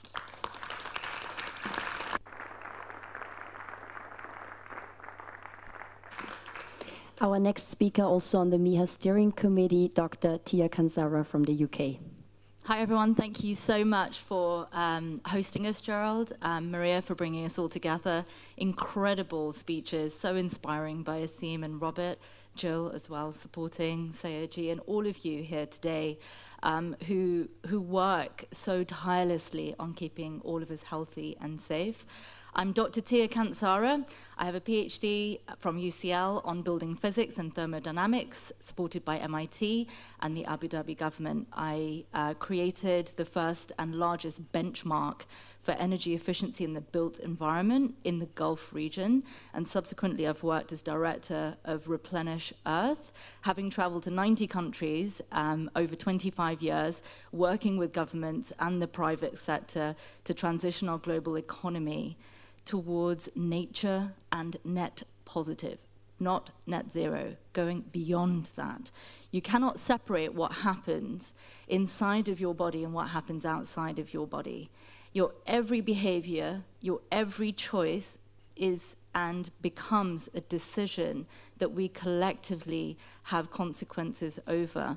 And we're seeing that we're not the only ones that we're waiting for. All of us have to come together to do the work that we can do. And isn't it kind of funny that the largest issue that we have in our lives today is about health. It's about health of the planet, and it's about health of the people. And we're living an existential crisis that is almost like a mirror to the externalities that we do not wish to measure. I remember in my first week of economics degree at SOAS, it was economics is the study of the scarcity of resources, and I couldn't stop laughing at the professor, and I thought, isn't that a little bit strange that you're teaching us about the scarcity of a resource so that you could price it? What about the externalities to the decisions that we make and the products that we consume and or the policies that we create? I remember this incredible article that was in the Guardian newspaper about plastics, and it was pointing towards individuals for buying produce that had plastics inside them. Not the manufacturer, not the designer, not the policy documents, not the infrastructure within the city to collect any of that rubbish. It was the consumer. You are the consumer. It is your problem. And I believe that we're now at a stage that our decisions have consequences beyond ourselves, and we're able to measure these. So I'm here representing the Global Wellness Forum today. I'm so happy that we are bringing health sovereignty and freedom together in this room, and long may we make Europe healthy again.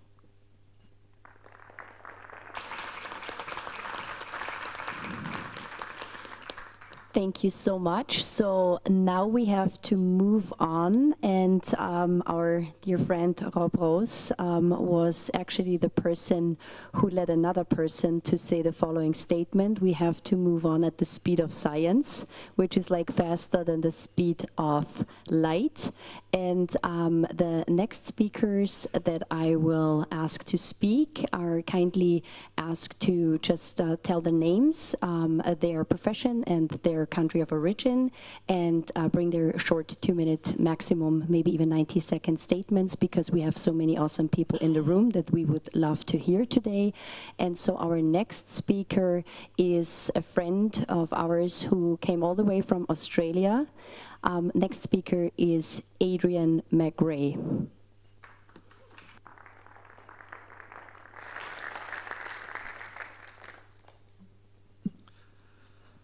Thank you, Maria. Adrian McRae from Australia. I just want to say good afternoon and obviously to the members of the European Parliament, both past and present, distinguished guests and great friends from all over the world. Firstly, I'd like to thank the Honourable Gerald Hauser, MEP, and Dr.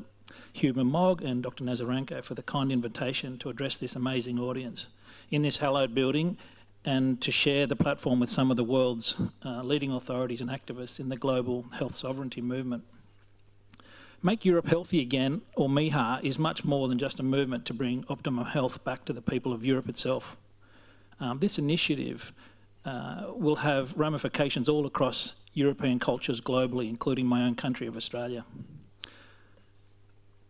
Organisations like MIHA, however, are not without risks, both to elected members of Parliament here in the European Parliament, and of course to activist movements like ours here at MIHA. As a testament to this risk, I can share my own personal experience as an elected member of local government in Australia. 12 months ago, my local government in Port Hedland, Western Australia, moved and passed a motion demanding the Prime Minister, the state leaders and health ministers across the country validate what is now verified science, and we demanded a suspension of the mRNA injections, that Australians' mRNA COVID injections are dangerously contaminated with foreign DNA contaminations and foreign DNA fragments. Now, this Australian local government action has now been successfully followed and replicated in towns and cities all across Australia. We've also had over 200 million views on our on social media of our council meeting. This put some serious pressure on the Australian TGA, which is Australia's drug regulation body, akin to Europe's EMA or the FDA in the USA.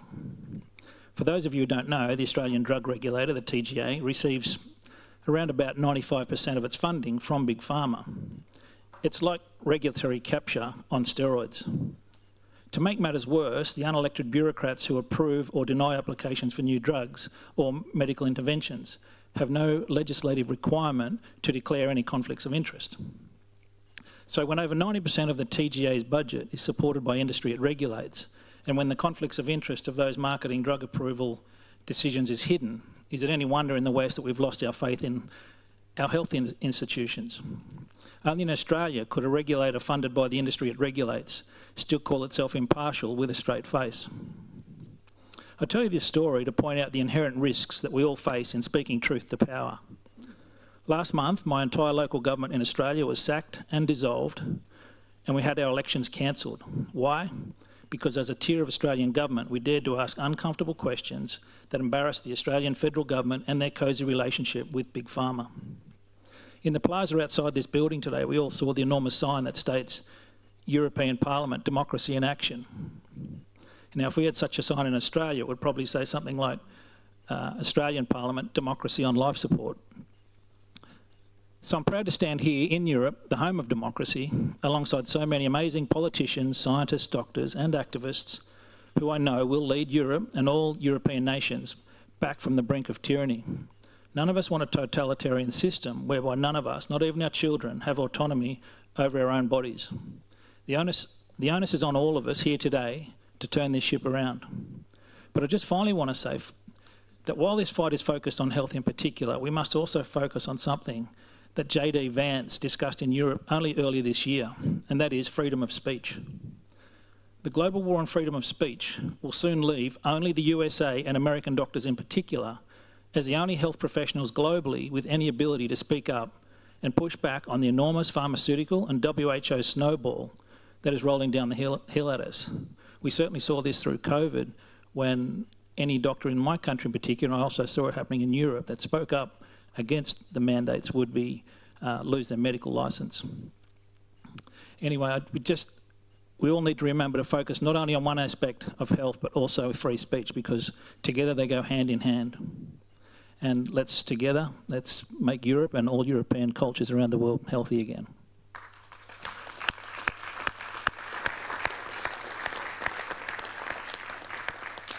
Our next speaker is Dr. Margareta Gries-Brisson from Germany. Oops. Yeah. I would like to, my name is Margareta Gries-Brisson. I'm a consultant neurologist from Germany, and I would like to draw the attention on an aspect of medicine which is frequently ignored. Between prevention, meaning health, and pathology, meaning illness, there is a large gray zone of intermittent feeling unwell, intermittent symptoms while your medical examination and your laboratory tests are still within normal limits. Pharmacology has no solution for these situations. I would warn strongly to ignore this situation, to slide into chronic pathology and full-blown illness. Here comes, and I would suggest that we get off our horse of arrogance, that the only way toward health is given by evidence-based pharmacology. This situation, in my opinion, is covered by complementary medicine, which involves lifestyle changes, which involves environmental toxins, and so on.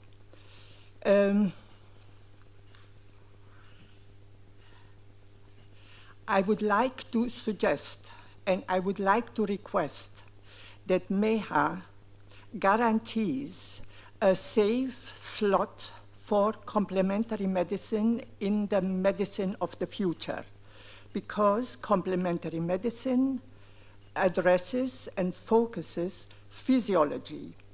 And physiology, we need a properly functioning physiology.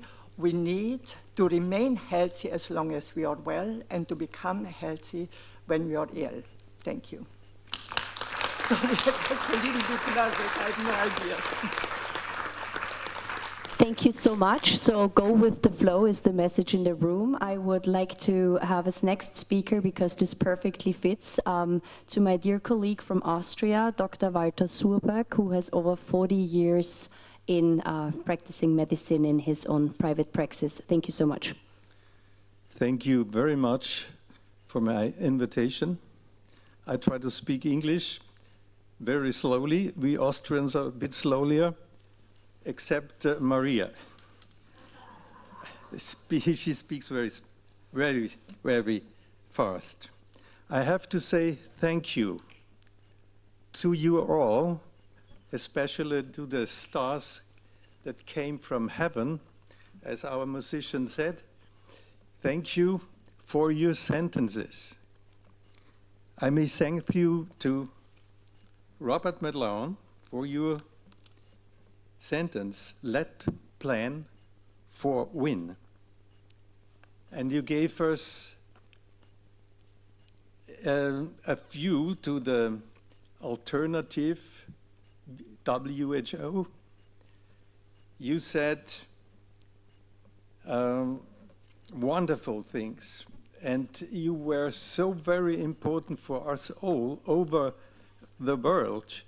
Through your book, we knew now what is happening with the mRNA in reality. I want to summarize. We know what is going on. It is going on very wrong. And we did a lot of failures.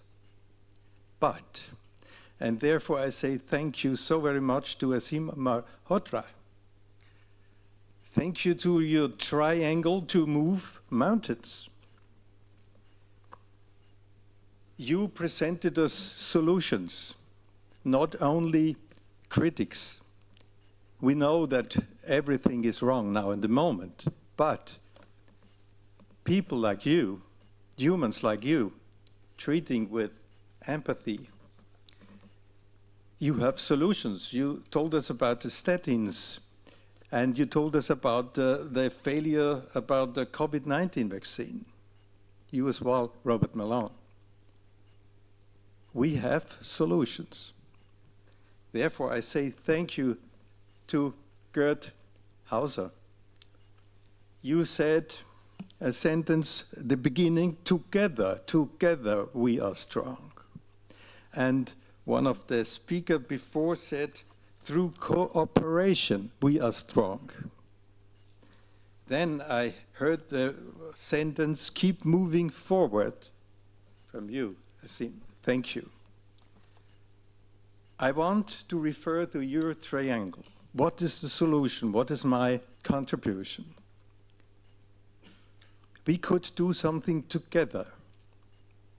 What can we do together?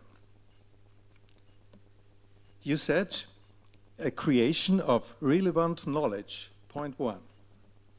Involvement of the politician, here is one. And the social participation. How can we bring this in practice? We could, and that's a sentence I prepared, we could establish, we could create together an international academy of best solutions, like yours, you mentioned before. We know there is a best solution for every problem on the world, but it's so difficult to find this solution. But if we would have a shared community academy of the best solutions, everybody from all over the world could have access to these solutions. Not only some solutions, we say the best solutions. For example, I brought one of the best solutions we have now, for example, for autism or for Lyme's disease. But how is it possible? Let us create a shared digital archive of knowledge and experience in form of solution protocols. Huh? Everybody in the room, he has for problems a solution protocol for himself. But what is the best? We could follow a defined input procedure and an output procedure, how you can come to these wonderful solutions. And we could optimize under constant success monitoring. Objective, there must be an improvement in the findings, and there must be improvement in the subjective symptoms. To achieve professional and economic advantages for all members involved through cooperation and not mutual competition. What is our goal for the future? What could it be? Together, collect, develop, apply, share, further develop, optimized solution concepts for all problems and issues in order to improve the living conditions and health of all living beings. It could be a solution, and if you are interested to join, please, I will give you this list. If you're interested and to get more information about, please add your name to the list. Yes, wonderful. Okay. We definitely plan, thank you so much, to have a conference on best solutions because Dr. Surberg, with 40 years of experience in holistic health, already presented to me his big data, and there is lots of doctors from all across the world who brought their ideas in, and I think this is a very wonderful protocol where people really from all across the world, doctors from New Zealand can have a look at, oh, what are the Austrians doing if there's Lyme disease coming up? So this is a really good idea, and we will definitely take this seriously in MIHA. Thank you so much. Our next speaker, and here I want to ask somebody who is from Austria as well. The reason why I ask our young colleague here, it is because we have so many young people out there, and it's important that we have role models for young people who probably also shine a light on healthy lifestyle for young people and probably become influencers in how they live their lives. Dear Lukas Winkler from Austria. Thank you. As you said, my name is Lukas Winkler. I am the founder and CEO of Hyperbalance, a center for biohacking and longevity based in Graz, Austria. And I sit here in front of you not only as an entrepreneur, but as someone who once faced a serious illness. That experience gave me a profound realization. True health begins long before disease appears. My diagnosis was not a matter of fate, it was the consequence of years of poor lifestyle choices. That's the reason why I got blind as I was 15 years old. What helped me to recover and rebuild my life were longevity therapies, especially hyperbaric oxygen therapy. These therapies support regeneration, strengthen our cells, and enhance performance and vitality from young adulthood all the way into old age. Prevention is not just a moral imperative, it is a smart economic decision. Every euro invested in prevention saves many times that amount in acute and long-term medical costs. It is time we redefine health, not as the active pursuit of longevity and vitality. Thank you.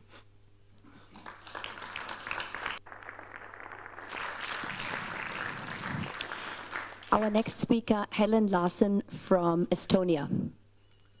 Hello everyone. I'm a medical doctor, family doctor, and I have a PhD in neuroscience. And I'm also a board member of World Council for Health Estonia. And I would like to say a few words about the current situation that we all know we are living in an epidemic of mental, physical, and psychosomatic illnesses. And to reverse the situation, I think we need to apply a holistic approach. And By this, we can provide the environment where all life can be flourished and prosper. But before that, we need to connect our body, spirit, and mind. Without any of those in balance, one simply cannot make any good decisions for improving our lives. To restore dignity and trust and respect between the medical staff, science, and patients. This is a very crucial topic for me and many medical people. And last but not least, we have to restore the medical oath, first to no harm, because we cannot let this situation, what we have had, never again. And this can be done only by combining our knowledge, what we have plenty of it today, with our wisdom, which is a base for the future decisions. And to conclude it, I would like to, if I can have a word anywhere, so we can heal what can be healed, and we can build the bridges, what can be built, and we can restore the humanity. Thank you.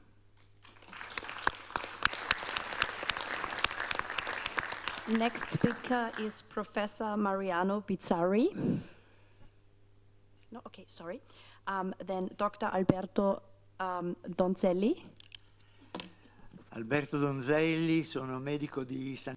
I am a public health doctor,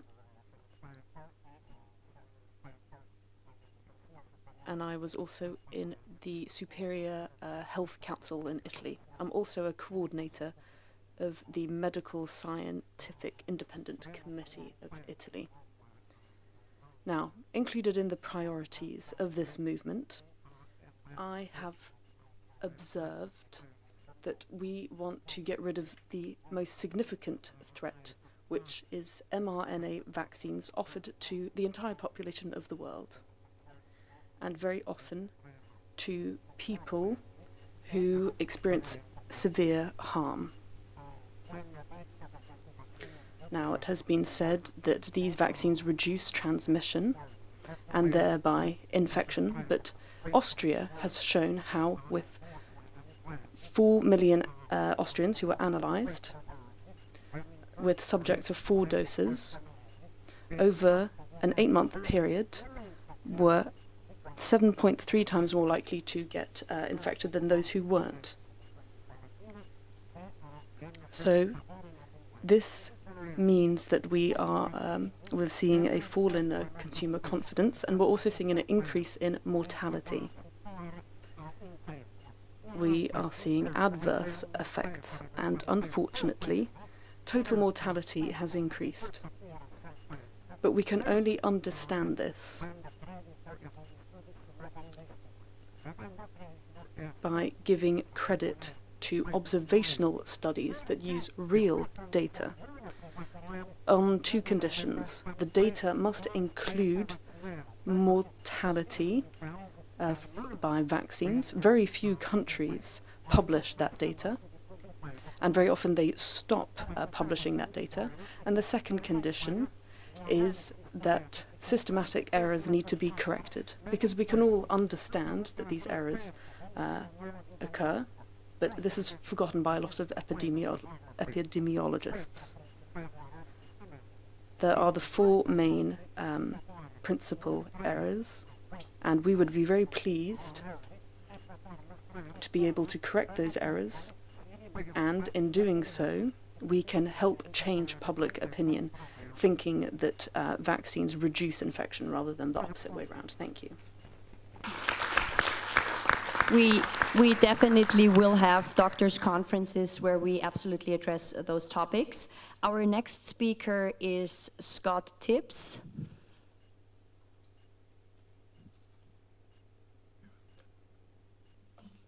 Thank you, Dr. Maria. I'm Scott Tibbs. I'm an attorney at law, have been for 45 years, and I'm the president of the National Health Federation, the world's oldest health freedom organization. And I'm here to thank everyone for their presence and their contributions, and NHF and its sister organizations, NHF Sweden and NHF Germany, would like to join in. I'm reminded of something that a an American comedian and filmmaker said once about 50 years ago. He said, "I'm not afraid of death. I just don't want to be there when it happens." And so I think with us, it may seem like it's a very strange quote for this group, but we don't want to be there when it happens, and we want to make sure to delay it as much as we can. And we do that through better living, through better food, better nutrition, better sanitation, all of those things. And we do it also by avoiding certain dangerous medications, vaccines, and the like. But one thing we need to keep in mind, and it's really important for this group, is the impact, the importance of Codex Alimentarius and its commission. And the NHF has been fortunate enough for 25 years now to have an accredited INGO status with this group. And we've worked closely on certain issues with the EU delegation in order to fight toxic chemicals that go into our food, glyphosate, Roundup, all sorts of ingredients in our foods like aspartame, melamine residues, and vet drug residues that go into meats and the like. But it's been a pretty lonely battle for the 25 years I've been fighting it, at least.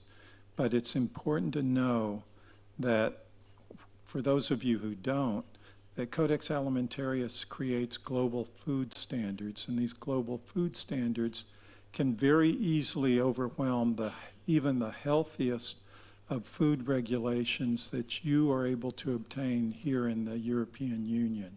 So you could get the healthiest food regulations under the EU statutes, and it won't mean a thing because the EU has agreed to harmonize its food standards to those of Codex. And just like the United States is committed to that. So it could easily overwhelm your work here unless you pay attention to Codex Alimentarius. So if we want to make Europe healthy again, I think Miha needs to take into account the work being done at Codex. And I really invite everyone here to consult with me, or at least approach me.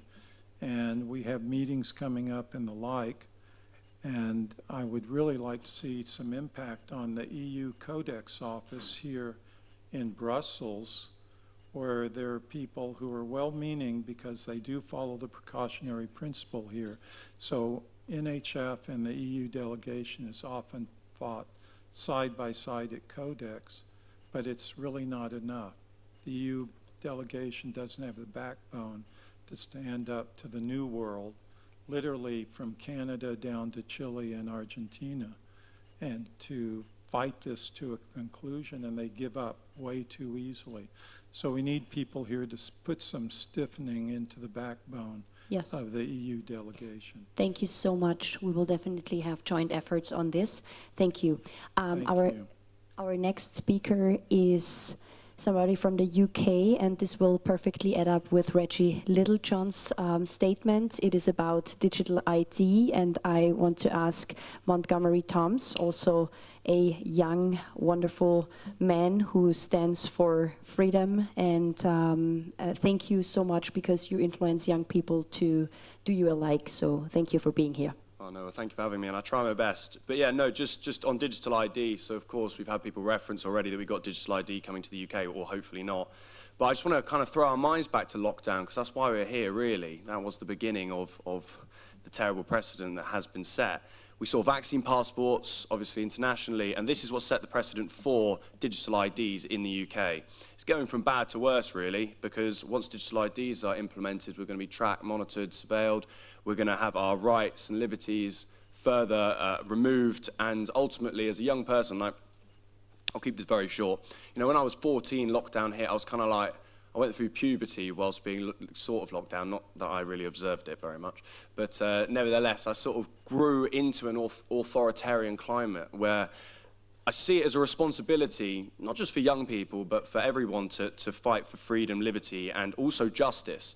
And digital IDs, I do believe we can stop it. I do believe it will be stopped.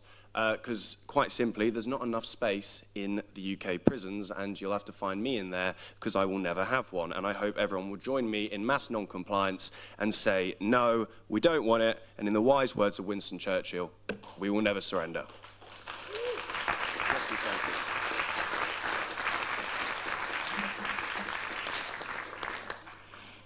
Next, Reggie Littlejohn, lawyer from the USA. Thank you.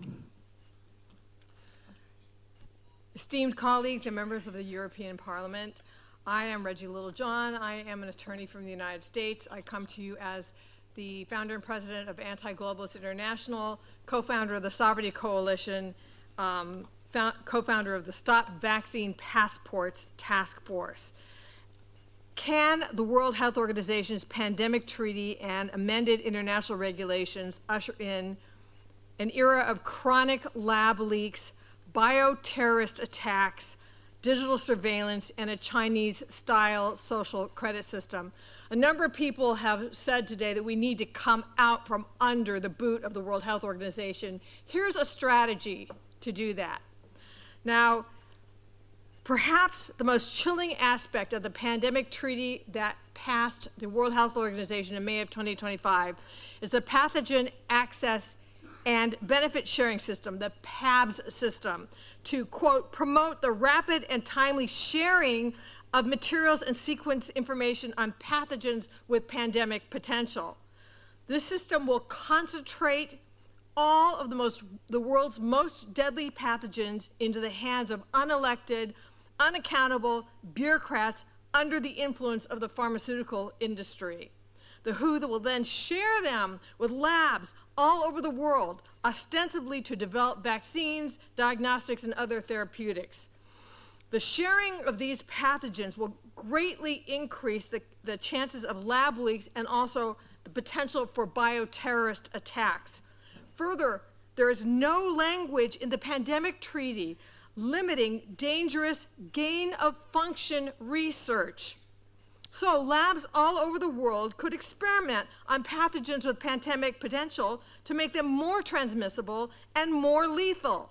In what way does this serve the health of humanity? It is concerning that the details of how this system will work is not in the pandemic treaty itself. It has been reserved to an annex, which is still being negotiated, and they have not submitted an updated draft. So, furthermore, the treaty requires nations, quote, to prevent misinformation and disinformation. That's worse than censoring it. It's to prevent it. So prevent, for example, even this conference from happening. And they don't define misinformation or disinformation, but if you look back to COVID-19, you can see that what it means is basically dissenting opinions and also anything that would cause vaccine hesitancy, as we've discussed before, a clear violation to the right of free speech. Furthermore, the amended international health regulations require international health documents. Many of these will be digital. These digital health documents, I would argue, are just a precursor to the World Economic Forum's digital ID, where they say that basically you will need a digital ID to access healthcare insurance and treatment, open a bank account, carry out online transactions, travel, access humanitarian services, shop, conduct business transactions online, participate in social media, pay taxes, vote, collect government benefits, and own a communications device, such as a cell phone or a laptop. Basically, these digital IDs we will be required to have them and to be in good standing just to access any part of life. Therefore, what's the strategy? Okay, I will wrap it up. The PABS system has not passed yet. It has not come to a vote. So if countries vote against this pathogen access and benefit sharing system, then it will not be implemented. And furthermore, the pandemic treaty itself will not be voted upon until the annex has passed. So if you want to oppose these, please talk to me after this meeting. Thank you. Thank you. So We have awesome lawyers, awesome scientists, doctors, people from health freedom movement from all across the world here. I ask the following speakers, please probably do 90 seconds. I know it's hard if you have to cut your prepared statements. I just ask you to do so we can hear all of the remaining speakers. Thank you so much for that. And to follow up with, I think it makes a lot of sense to hear our amazing friend, lawyer Philipp Kruse from Switzerland. Thank you very much, Maria, and thank you very much for the distinguished guests, and most notably to Dr. Robert Malone and Asim Malhotra for your outstanding and inspiring speeches. After having led many court proceedings in Switzerland as a Swiss lawyer against harmful and unconstitutional corona mandates in Switzerland, after having represented individuals in courts for compensations for their heavy injuries from mRNA injections, and after having initiated the major criminal court proceeding against Swissmedic, our Swiss medical safety agency, still any results with respect to justice remain to be seen. And we can only ask the question, why does this happen? My personal takeaway from over 3 years of hard work, and I'm certainly not the only one who has worked many months and years for free, is the following. We see that from all of these attempts and legal court procedures, we can see the lesson learned and the takeaway as follows. Still today in all involved courts, all involved health authorities, certainly in Europe, they protect their governments still today in all of their deceptive information policies, in their wrong decision making, and most of all in their totally illegal authorizations of the mRNA products that were granted in Switzerland by the medical safety agencies. So there is still no justice done, no lesson learned in our official world in Europe. So what do we do about that? Well, first I wanted, when I came here, ask the question to the MAHA team, to Dr. Robert Malone, is there any hope coming from the United States, where so many positive signals have come from, and most notably on the 20th of January, the declaration of the President Trump to exit the WHO, and many further steps. And now from today's event, I can derive hope. It will be from Europe. We will take our destiny in our own hands. We will make sure that everybody can see what the true effect of WHO was and the true effect of the industry after so many proceedings have resulted in the authorities claiming that WHO was setting the gold standards. So I look forward to contribute together with the MEHA movement all of my experience, all of my investigations I've done against the WHO, and let's therefore together make Europe healthy again. And yes, I agree, we will never give up. Thank you. Thank you so much. Our next speaker is from Croatia. Andrija Glarovic, please. A short statement to what makes Europe healthy again from the perspective of somebody from Croatia. Thank you so much for coming. Well, thank you for the invitation. Well, I'm a little surprised because I didn't expect it that you called me. But thank you. It's a really huge honor to be here, especially when I'm coming from this small country like Croatia. I became journalist in the last few years. And for 35 years, I'm a multiple entrepreneur, and I became journalist because I think that it was necessary to speak the truth. The biggest fight was for information and for truth last 5 years, and that's how I became now professional journalist, not only, excuse me. not only as an entrepreneur, but also as someone who is seeking the truth. And I think that was the biggest threat from all around the world, and especially in Europe today, because we are facing that, unfortunately, European policy is going to our freedom of speech and freedom of thinking. And that's why it's very important to address this and to talk about this here, because this is the center of Europe for now, but I think that has to become again a center of free speech.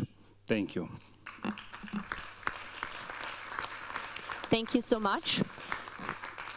Our next speaker is David Bell. Thank you. I'm David Bell, public health physician. I'm here from the US on behalf of Brownstone and the International Health Reform Project. The last few years have laid bare for all of us the corruption of international public health. Commercial interests have replaced research with modelling, empirical data with groupthink, trampled on human rights and fundamental medical ethics that we all thought previously were sacrosanct. The result is global health policy based on dodgy data and false assumptions. This is well exampled by the pandemic agenda. The pandemics have not been increasing in frequency or severity, as we're constantly told. Infectious disease mortality has been consistently falling. COVID in this context stands as an outlier, but probably from a lab. Yet these increasingly rare occurrences are promoted as an existential threat, with the WHO and its partners proposing to divert tens of billions of dollars annually to address them. This will, as COVID showed, deliver massive profits for those sponsoring this agenda, but it also continue to increase widespread poverty and inequality in the global public. The WHO's obsession with pandemics and profitable emergencies also comes at the cost of redirecting resources from the underlying drivers of health, like nutrition and community-centred health systems. We're seeing the inevitable outcome here of stale bureaucracies partnered with the imperative of commercial greed. We should, however, be encouraged by signs of a pushback against this administrative nanny state and the increasing reach of globalism into our state's jurisdictions, such as health. And this meeting is a good example of that, and of turning back towards a human rights-based approach. States must urgently reassert lost attributes of sovereign responsibility, allow citizens to reassert agency, and accept individual responsibility for their own lives. In international health, this means rethinking, radically reforming or replacing institutions, starting with the WHO, decentralizing, removing conflict of interest, and putting people ahead of profit. Thank you, David, for the statement. To ensure this meeting goes in that direction. Thank you. Thank you so much for your contribution from Brownstone Institute as well. Thank you. Our next speaker, and I think this is a very important topic to also bring in, and I know that he followed my ask to make 1 minute out of his speech, is a building biologist from Austria, Engineer Armin Rebernik. This is a very important topic that we definitely want to tackle as well. Thank you very much. My name is Armin Rebernik. I'm an environmental analyst. I'm a specialist on building diagnostics and scientific-based building biology. So what I do is I go to people's homes and measure pollutants, toxins, microorganisms, electromagnetic pollution. And I do this since 20 years in Central Europe, and I have a lot of experience with this, and we as building biologists see what people are living, in what environment they are living in. And we have to understand what the environment for us is today. It's 90% of our time we spend indoors. Some people, old people, sick people, spend 100% of their time indoors. So this is our environment. It's not the nature anymore. And we cannot say that this, what we are building, is natural. We find up to 5,000 chemicals in the house dust. And this is what we are breathing. We have chemical gases in the air. And this all mixes up. And we have a lot of electromagnetic pollution. So therefore, people have some problems. And the thing is, we have this empiric knowledge also. We see when we reduce those pollutants, electromagnetic pollution, especially on the bad sides, that people become better. I have lots of clients who had like lots of doctors and like horror stories for years, and they were then therapy resistant, and all of them, or most of them, they said, yeah, you have psychic problems. And then you find something at home, and then you reduce it and people become better, sometimes within weeks and months. So if we want to make Europe healthy again, I think the scientific base building biology is very important, and it's a very great thing what we are doing here together, and I want to thank you all. Thank you very much. Thank you. The next speaker is Dr. Sabine Stäbel from Germany. If I kindly also may ask you, people can find your work online as well to make a short statement. I thank you so much for your work. So my name is Dr. Sabine Stäbel. I'm an independent scientist. I did my PhD in protein optimization, which is another word for genofunctional protein level. So what I want to talk about shortly is the safety data sheet. Did you know the mRNA products have a safety data sheet? Did any doctor read the safety data sheet? I just want to cite some highlights from the safety data sheet. If operating and handling conditions result in airborne exposure, which is always the case if you get rid of the air in the syringe, wear an appropriate respirator, not a mask, respirator, with a protection factor sufficient to control exposure. Particulate cartridge with a full face respirator P3 filter. Did any doctor wear this garment? Wear impervious disposable protective clothing when handling this compound. Full body protection is recommended. Or where warranted engineering controls such as a biosafety cabinet should be applied at the primary means of control of exposure. If doctors kept to these rules in the safety data sheets, I have some printouts in German if someone's interested, this platform is dead. Just keep to the rules in the safety data sheet. This product is listed as OEB5 by Pfizer, which means highly hazardous. It's in their documents. How can this be safe? Yes, you can find it on the website. I have some of these, you can have them. Thank you so much, Sabine. Our next speaker is Ivor Cummins from Ireland. Also, if you could shorten it a little bit more than I asked you before, thanks. Thanks, Maria, I'll try. So Ivor Cummins from Ireland. I'm a biochemical engineer and a kind of metabolic science specialist. I'm going to keep it simple today. In engineering, we have the KISS principle, keep it simple, stupid, and I think this can be done here. You might be familiar with the British term meat and two veg, and another term that might be useful I made up around 10 years ago is the devil's triad. So I'll just briefly go through those two. The first term, meat and two veg, evokes a traditional British main meal. It's got protein in the center and two vegetable sides. It's a cornerstone of healthy, nutritious human food. And the meat can be any nutrient-dense animal food, any meat, any fish, or perhaps eggs. And this way of eating for humans contained no ultra-processed fake foods. If this was still the mainstay of the European diet, we would not have a need for a MIHA initiative, ironically. Now, my second term, the devil's triad, I put together a long time back. What is it? Well, it's the primary root cause of most modern chronic disease. Mainly, it's sugar, refined grains, refined wheats, and vegetable or seed oils. The triad makes up most of our modern disease-causing ultra-processed foods. It's the big problem in them, really. And these so-called foods make up most of the calories in our diets from the BMJ. They're designed to be addictive in nature. They are our problem. So to make Europe healthy again, the authorities would need to keep it simple. A, across all agencies, exclusively promote real ancestral nutrient-dense foods, meat, fish, eggs, vegetables.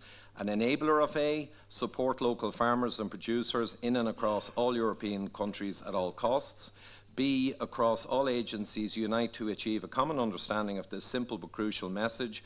Most of our supermarkets are stuffed with the devil's triad. No surprise where we are. And an important enabler of B, to finish, remove ultra-processed food corporates from all food guidelines committees, from roles in training nutritionists and medical personnel. Get them out. They're destroying our health from within the system. That's a scientific fact, and you can trust that science. Thank you so much. Next speaker from France, also Professor Christian Perron. If I also may ask you to make a very, very short statement. I know you're... Okay. Thank you, Maria. Thank you to all of the organizers. Thank you to Robert Malone and Asim Marotra. I met them sometimes in Europe or in the United States, and you are doing a fantastic job. If you allow me, I will continue in French, so you can put your earphones. Je voudrais remercier les... I would like to thank the MEPs here, Virginie Jourand, Christine Anderson, Rob Ross, and others who I may not have mentioned. They have carried out fantastic work here in the European Parliament for several years now. They have shed light on this Parliament, both in Strasbourg as well as here in Brussels. I'm not going to go back over what has already been said by previous experts. Public health is in danger.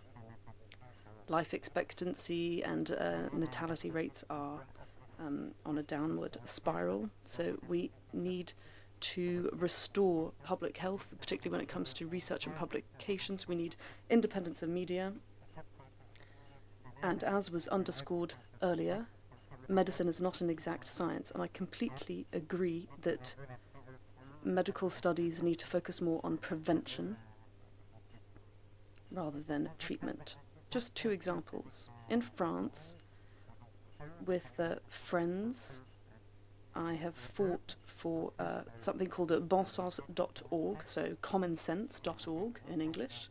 This is a group presided over by Xavier, who's the director of François. This was a newspaper created in the Second World War under the French resistance. François, with other alternative media, were one of the main French media outlets carrying out resistance. And I just wanted to quote two examples. We fought against scientific mistakes. We've got experts that want to retract articles published in international journals. We think that's important. And then we also have a lawyer from bonsens.org who is here with us here today. We are fighting for transparency for public health data. The French government refuses. Thank you for your statement. We just need to really use the last minutes to give short speeches, because we have to finish this up by 6 o'clock. And I know we have 4 more speakers, and I would like if you could really make a short statement, tell us your name, where you come from, and a short statement about what makes Europe healthy again.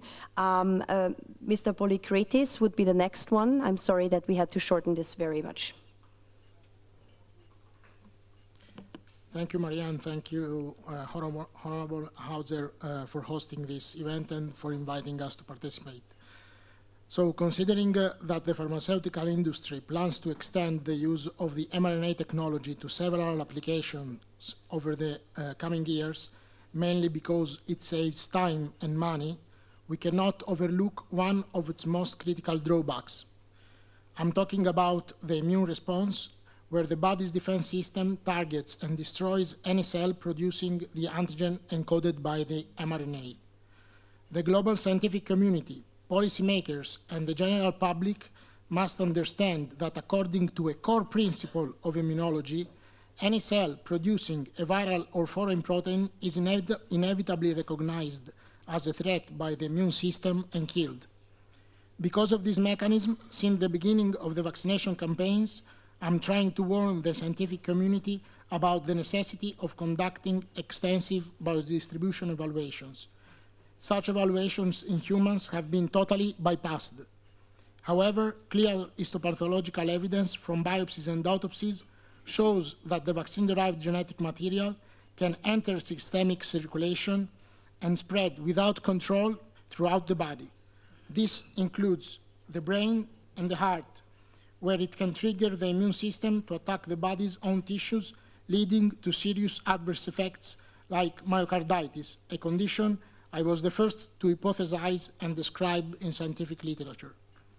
Given that I'm speaking here today, I feel compelled to mention that, based on the findings of the Pfizer study number 185350, the Comirnaty assessment report by the European Medicine Agency, dated February 19, 2021, states on page 47, I quote, over 48 hours biodistribution from the injection site to most tissues occurred. Therefore, the EMA was aware that in rats, biodistribution beyond the injection site occurred involving most tissues. Despite these alarming safety signals, millions of people around Europe, including pregnant women and infants, have been inoculated with these experimental products. And this happened also thanks to the silence of the vast majority of the scientific community. Thank you. Thank you. Thank you so much. Also, next speaker is Alberto Contri. Thanks to the international relationships, our group of volunteers succeeded in getting the Italian government to reject the amendments to the WHO's international health regulations, the only European country to do so, despite pressure from the European Union. We believe that alongside the need to restore a true scientific debate and defend health, fundamental rights must be guaranteed, especially freedom of speech and critical thinking. In recent years, censorship has impacted public debate, but also scientific debate, making it increasingly difficult to publish studies independent of mainstream influence. It is therefore important to promote a free, indexed scientific journal and European coordination to defend rights and freedom of speech against the constant pressure from the attacks by censorship and social control. Only together can we do it. Thank you. Thank you so much. And we have a short statement from Mexico from former UN employee Gloria Garcia, please. Thank you. Hi, thank you for having me. I did not have a speech ready, but I'm going to be very quick. After many years of struggling with mental health, I founded a company that and been researching for many, many years to create all natural formulas to attack many issues, one of them mental health, and that's how we're going to make Europe healthy again, attacking mental health issues with natural ingredients. Thank you so much. So we have one very last speaker, Sandro Sanvenero.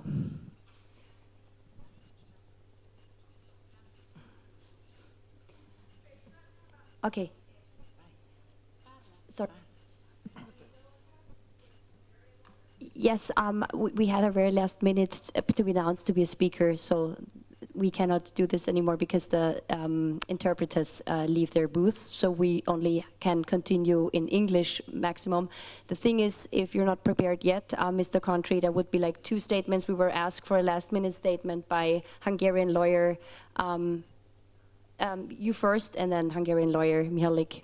Mr. Contri, please. Okay, so may I speak in Italian or I have to speak in English? Yes, maybe a 30-second statement because we really have to finish up. So Thank you. Very, very quickly, so I use Italian. Sono stato per 26 anni nella dirigenza dell'Ordine dei Medici, sia provinciale che nazionale e internazionale. Sono stato l'unico presidente che si è rifiutato di sospendere i sanitari renitenti all'obbligo vaccinale imposto in Italia, per cui dirò poche parole sull'etica, inquadrandola in un quadro generale. Da sempre il potere, quello vero, ha avuto la necessità di un principio ispiratore. In principio era la religione, se non credevi non facevi il re, non il medico. Da adesso è diventato l'ambiente, la salute, il One Health.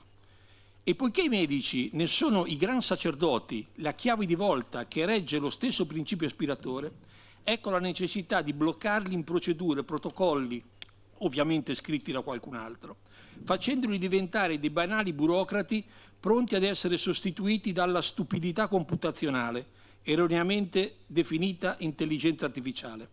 Da qui l'assoluta necessità, per avere un'Europa healthy again, di impegnarsi affinché venga da una parte preservata il consenso informato del paziente e l'autonomia e l'indipendenza nella responsabilità dello svolgimento della professione e dall'altra contrastare i conflitti di interesse, specialmente in ambito formativo, e le porte girevoli tra controllati e Mr. Contri, I just have to announce that the interpreters had to finish, and so maybe short English. Yes. Yes, finish.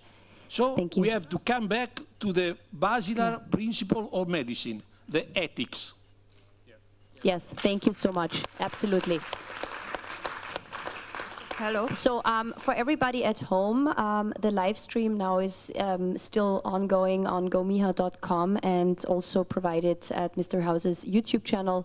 The live stream bei MEP Gerald Hausers Livestream ist jetzt wahrscheinlich nur mehr auf Englisch zu hören, aber wir haben noch 2 finale Statements und dann werde ich noch das Wort an den Gerald Hauser geben. Also ein herzliches Entschuldigung an die Zuseher im Livestream auf Deutsch. Wir werden den Rest der Konferenz noch in Englisch abschließen und noch ein Statement von der ungarischen Rechtsanwältin Angelika Mihalik, bitte.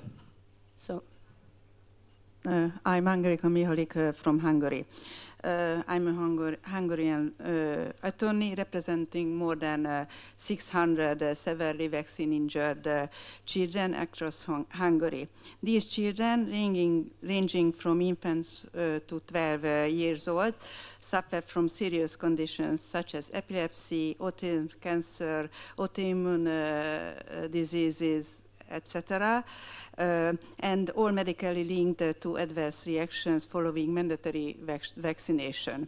Hungary imposes one of the world's most aggressive mandatory vaccination schedule, nearly 50 vaccines before age 12, without any meaningful medical exemption mechanism.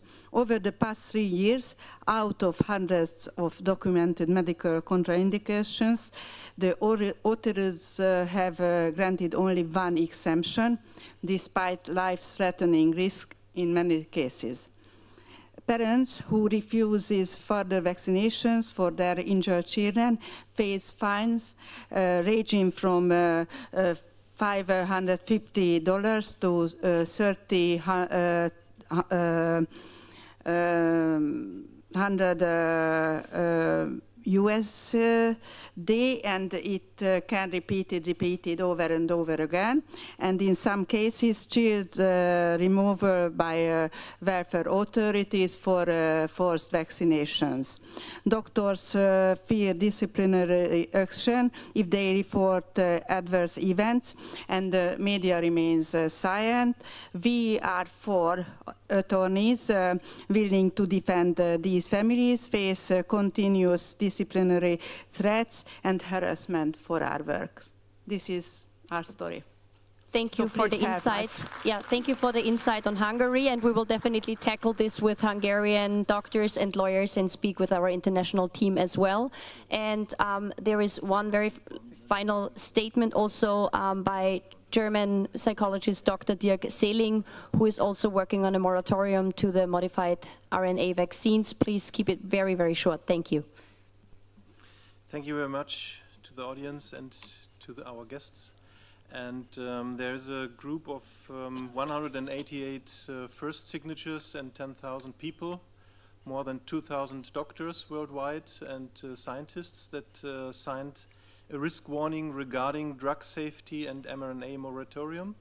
So it's about modified mRNA vaccines that they have to be stopped because of all what we already know. I would like to add meditation was one very, very important thing. It's even growing hippocampus. Yeah.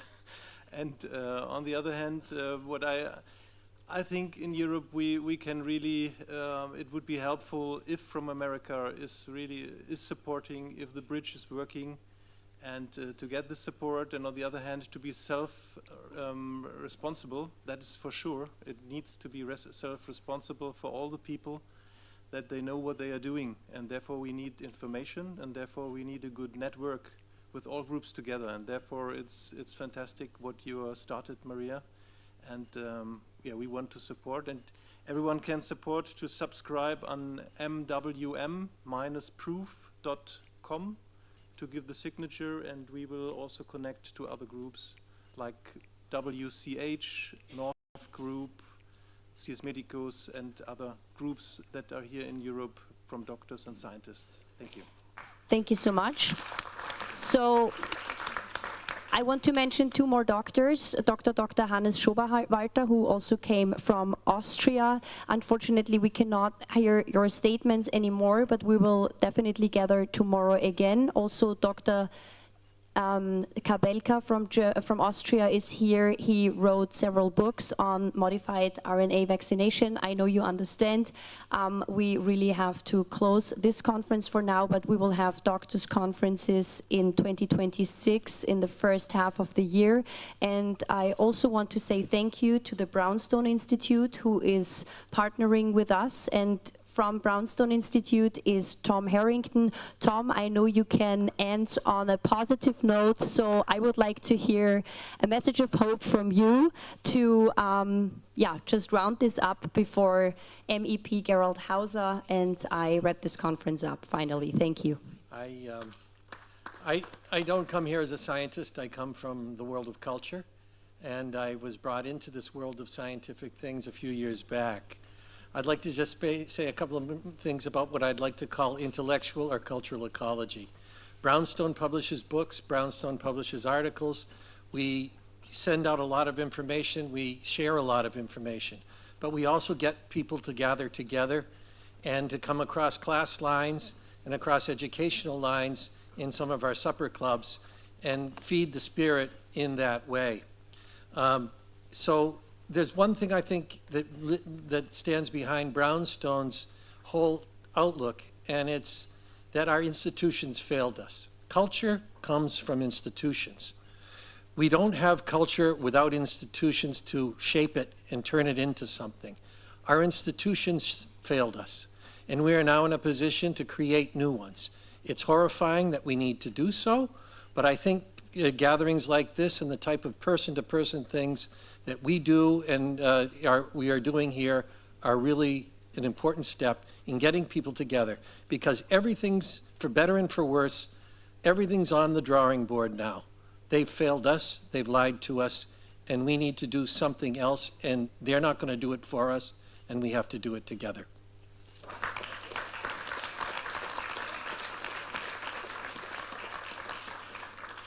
For all the colleagues who had to shorten their statements, they know that we have a gathering Thursday morning. They got already personally invited to this. And after the personal meeting that we have tomorrow on Thursday, I want to announce that there will be a press conference as well, Thursday, 12 p.m. till 1:30 p.m.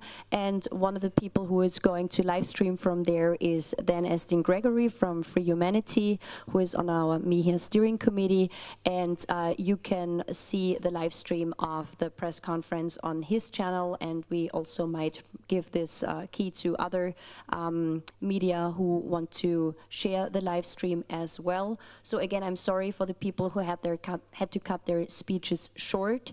I want to say a heartfelt thank you for everybody who came here to spend the time with us, and tomorrow there will be definitely a great think tank meeting Thursday morning. And I want to say a heartfelt thank you to MEP Gerald Hauser. I also,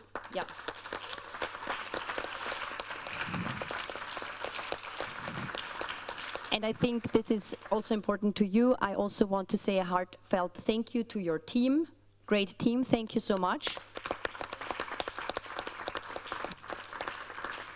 Also to the Patriots for Europe Foundation, who is our host together with Gerald Hauser. Thank you so much.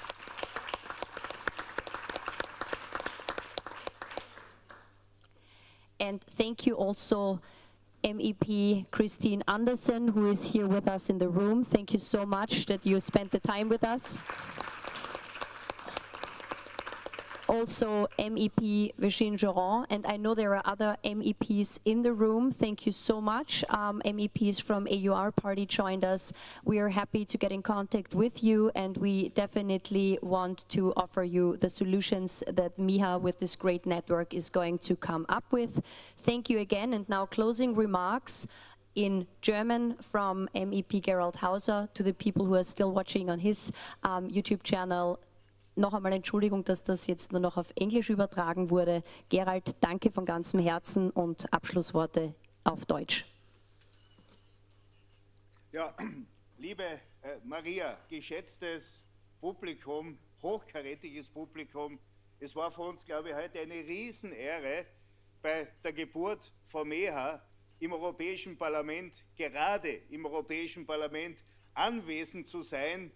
Ich glaube, das ist der richtige Ort, weil gerade die Gesundheit hier nicht gut aufgehoben ist, aber heute einen riesengroßen Input auch von Ihnen bekommen hat. Abschließend möchte ich mich bedanken bei der Foundation, lieber Herr Präsident. Danke für die großartige Unterstützung.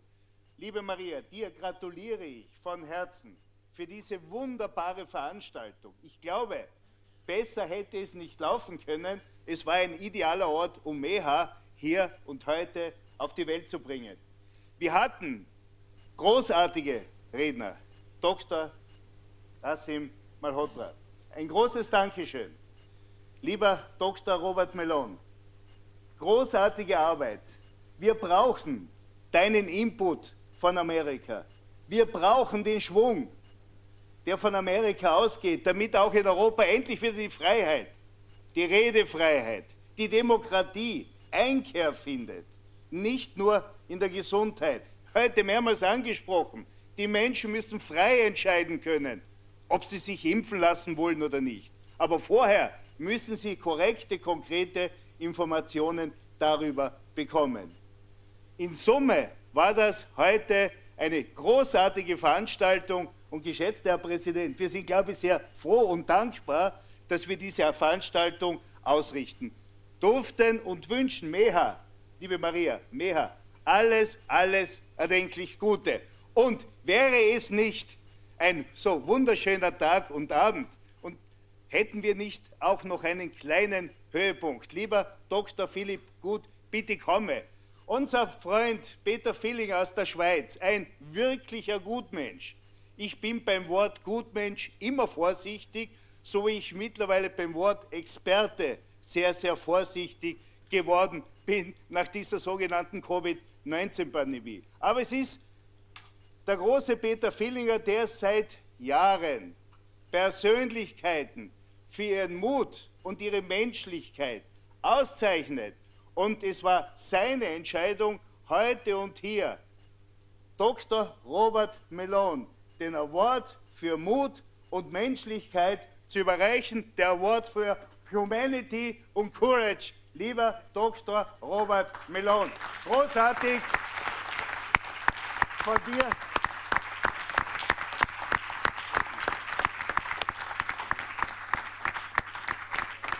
Wir gratulieren von Herzen und bitte nimm das als Zeichen mit nach Amerika, mit in deine Institutionen, dass wir dich, deine Institutionen hochschätzen und auf eine gute Zusammenarbeit warten und darum bitten. Alles Gute und noch einmal Dankeschön an alle für das Kommen. Es war großartig heute. Danke.